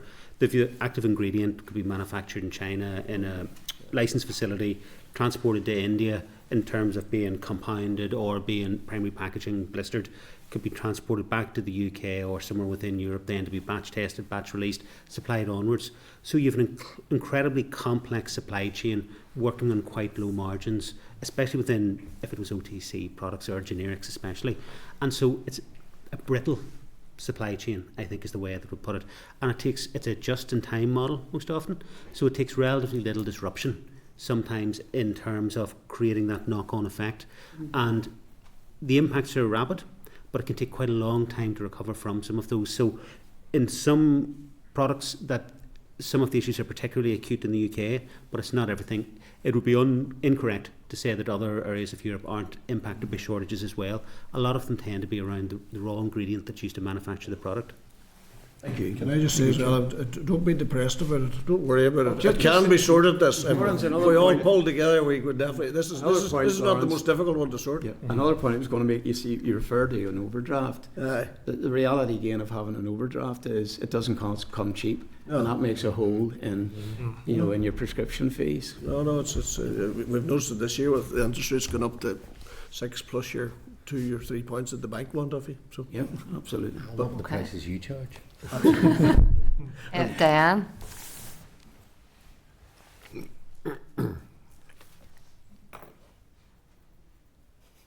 Apologies. So I don't want. I've no desire to prolong this any longer. I think we've been kind of round the houses quite a bit on it. And yesterday I had the pleasure, folks, for your information, of speaking at length to one of my local chemists and long-time stalwart of the pharmacy community, Robert Gordon. So are you talking, I just really want to know, are you talking to the Department of Health, 1, about a stabilisation fund, and 2, about a long-term plan? Short answer, Diane, is yes. This was part and parcel of the follow-up with the meeting with the Minister. He did provide the funding up until the end of February. We have asked that further stabilisation is required. He is talking about a review of community pharmacies funding, and we have gone back and said we need that to accelerate and happen very quickly. This is about getting new contractual arrangements in place, agreeing the contractual arrangements, agreeing the funding, and then putting in a drug tariff that reflects those circumstances and Northern Ireland's situation. How quickly do you need that to be done? We need that to be done yesterday. We need that to be done as soon as possible, because we're staring down the face here of 24-25 and further problems coming our way just with the way the economy is moving. We as a profession want to do more. We can do more. I think we have an enthusiastic, we're downbeat at the minute, but we have an enthusiastic young pharmacy population out there who want to be doing more. We can help the health service, but we need that urgent stabilisation. We need a stabilisation then in the medium term. We need the contractual and funding arrangements and a platform to allow community pharmacy to just get on with it. We normally, that's what we're about. So in that sense, have you a group of officials that you're currently talking to about all of those issues? We've raised all those issues numerous times. The officials maybe don't have the power to negotiate in the same way as you would if you were banned medicines or whatever. It's not an open negotiation. A lot of it is there's no money in the health service. Ultimately, we're going to get wholesaler bills at the end of the month. If we can't pay them, the medication stopped. No. I get all of that. What I'm really getting to is that I do happen to think that pharmacies are an important part of the health service. We've talked earlier today about the transformational needs of the health service, and it seems to me that we can't do that. We can't do one bit without doing everything. And so on, and so we should get ahead. And Chair, with your consent, I think that we should be writing to the Minister, say that we've had a fairly long conversation with yourselves. These are the areas that we're worried about. What is he doing to resolve these issues? How quickly can these issues be resolved? And perhaps get some of the officials back to the committee to explain what they're doing and how quickly they can do them. Yeah. And we should be able to do that really fairly quickly. Yeah, well, I think coming out of this, we probably will be writing to the Minister anyway, but we have him here before the committee next week, and I think that's a good time to be highlighting all of what we've heard today. So, yes, Colin. Yep, thank you, Chair.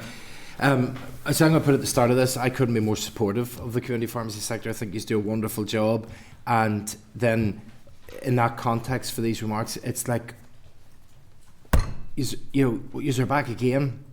You've been to the last health committee. You were in the health committee during COVID. We have an APG on community pharmacy where time and time again it is presented what the benefit of having community pharmacy is. We show how it helps the overall health system. And then every time that you get a contract, the money is reduced. It's not enough. You don't get to be able to survive. And people are actually having to pay money to work. And this is absolutely ridiculous. And if you're frustrated, please, we're frustrated because we constantly tell this department of the value of what you do. And there just doesn't seem to be the engagement back. So I have absolutely no question. I want to support the work that you do. I want you to go back out there and know that this committee is supporting the work that you do. And I think, can we please send that letter to the Minister and to the department? Can we put it in capital letters? Can we make it size 40 font? Because we've been saying this for years and they are not listening. And out of a $7.5 billion budget, we're talking peanuts on the table.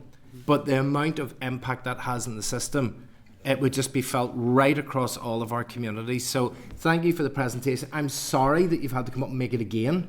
For me, it's my 4th or 5th time with some of you getting this presentation, but we do not seem to be able to get through to the department. But let's hope that this new committee, with its refreshed membership, that we will continue to try and do that for you. But thank you. I think it's about the sort of mandate changing from just a cut and paste of England to looking at designing a unique Northern Ireland model, and it's that mandate that needs to be given to officials, because that's what we've been saying for years here.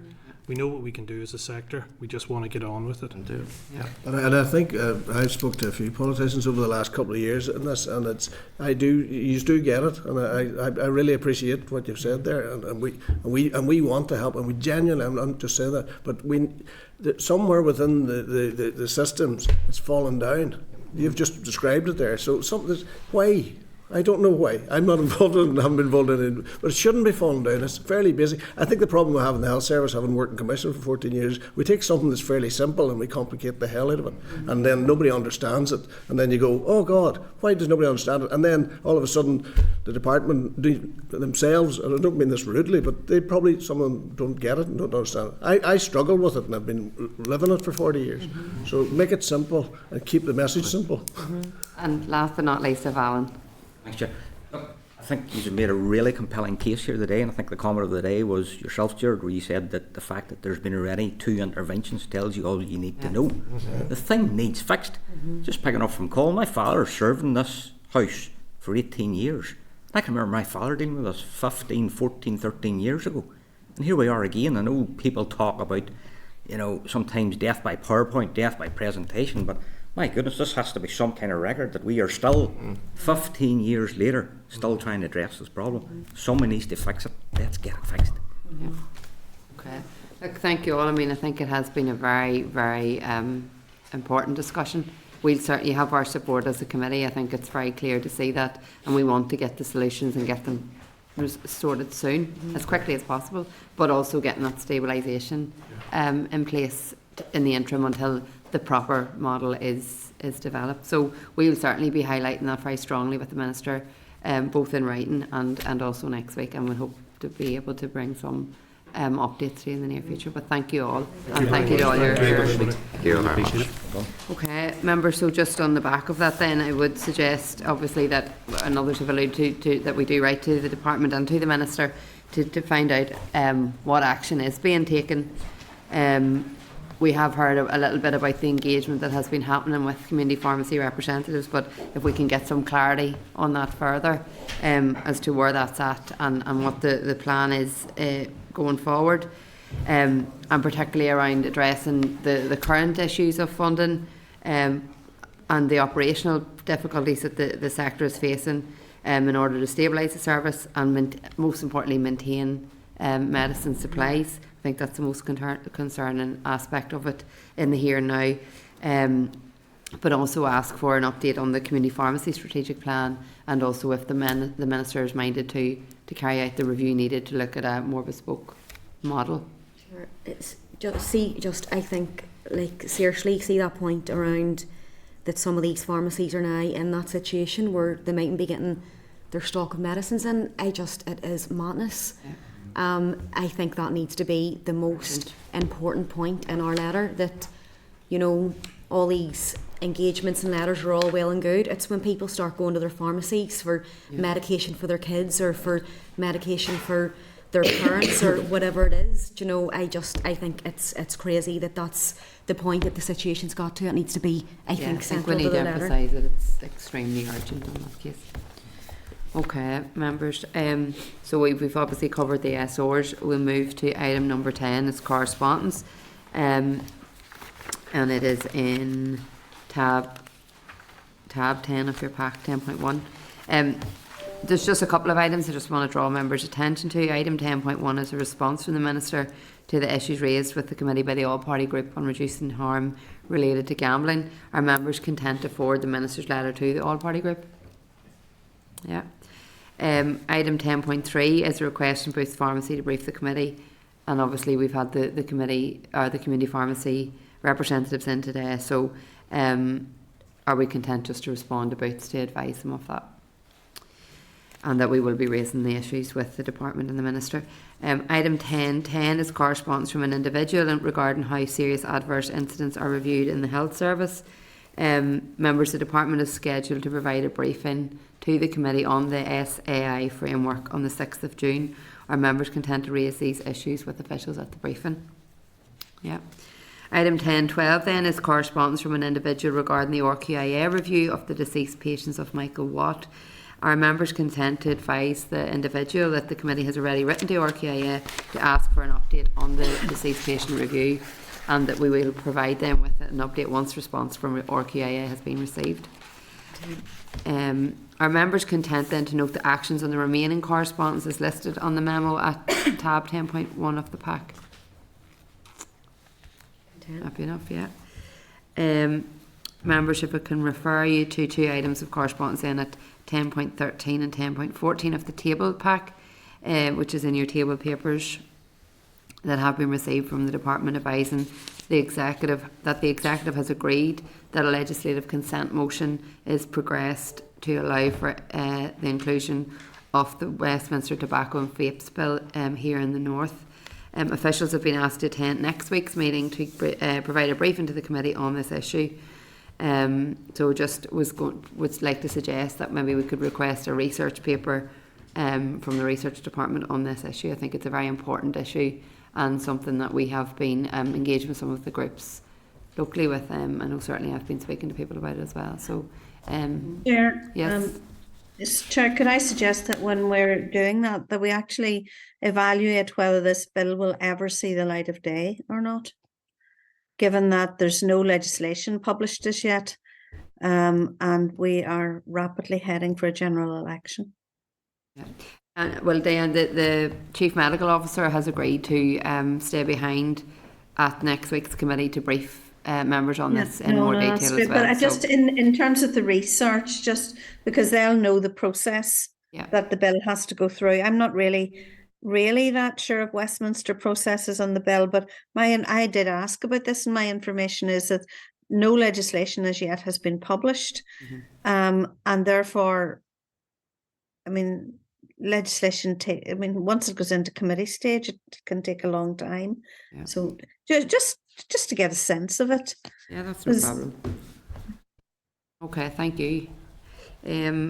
Members, then, if I can refer you to tab 10.15 of your table pack, it's a response from the Minister in relation to the increase in funded IVF provision.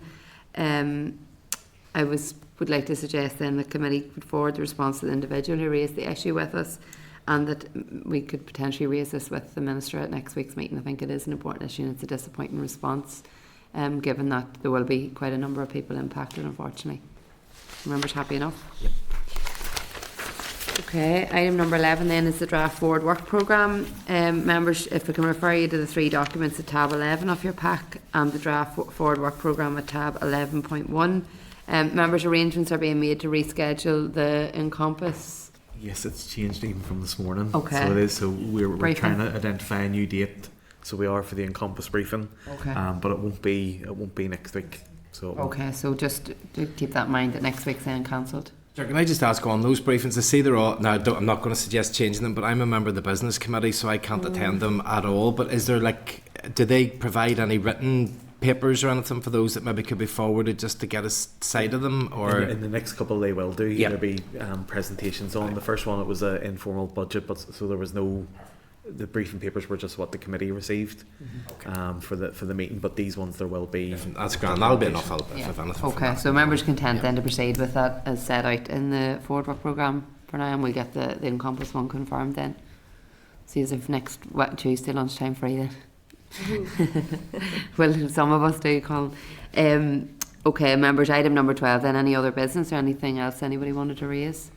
Yes, Colin. Sorry, Chair, just can we maybe put an item next week and we can all put our thinking hats on how we can help you just in terms of presentations, but an hour and a half for each presentation, we're going to get lost in information and detail. And I know certainly maybe earlier I would remember the last time we had two questions each, and that was it. And if you were getting pushed to the end, you asked both of them together. And even with panels of 5, of saying if one person could answer rather than. But if each person's asking 4 or 5 questions and there's 3 or 4 in the panel answering, you're running into about 60 or 70 replies, and I think we lose some information in the detail. But I think we need to discipline it to be able for the committee. But maybe if we could work out next week a way that we could actually put a system in, and if we stick to them, because we should have them in and out in an hour, and especially for them, they're answering questions for an hour and a half, which is quite a grill on them. Absolutely, and I think as well the lead-in was probably a wee bit longer than we had anticipated as well. So if we could, I suppose maybe from a member's perspective, we can kind of try and work it out that we're only asking maybe a maximum of 2 each to try and keep it, and if there's time then to come back we can do that. I think today everything else kind of moved on a wee bit quicker, so we did have a wee bit of leeway, and it is, I don't want to take away from the importance of some of the briefings either. I know, but I'm conscious that sometimes we don't want to run on late either, as it takes away from other things. So Chair, just as a suggestion, we all get the briefings, so is it incumbent on us to say to the people who are coming to present that we've seen the briefings, and then just to have a quick overshot as opposed to like a full doing through the full detail, rather than to try. I think so. Ahead of maybe for organisations coming in, that we can say if they send a briefing paper ahead, then they don't need to go through it all. That'd be fair enough. Yeah. Okay, and I'll just be stricter with everybody then with the questions, so don't be. Said I'll get cut next week. It's just warming up, you see, this first month. Okay, members, I think that's a very good point, so thank you, Colin, for raising that. Item number 13 then is just the next meeting of the committee is Thursday 14th of March at 2 p.m. in room 29, so thank you all for your participation, and the meeting is now adjourned. Thank you. Committee Room 29, Sound.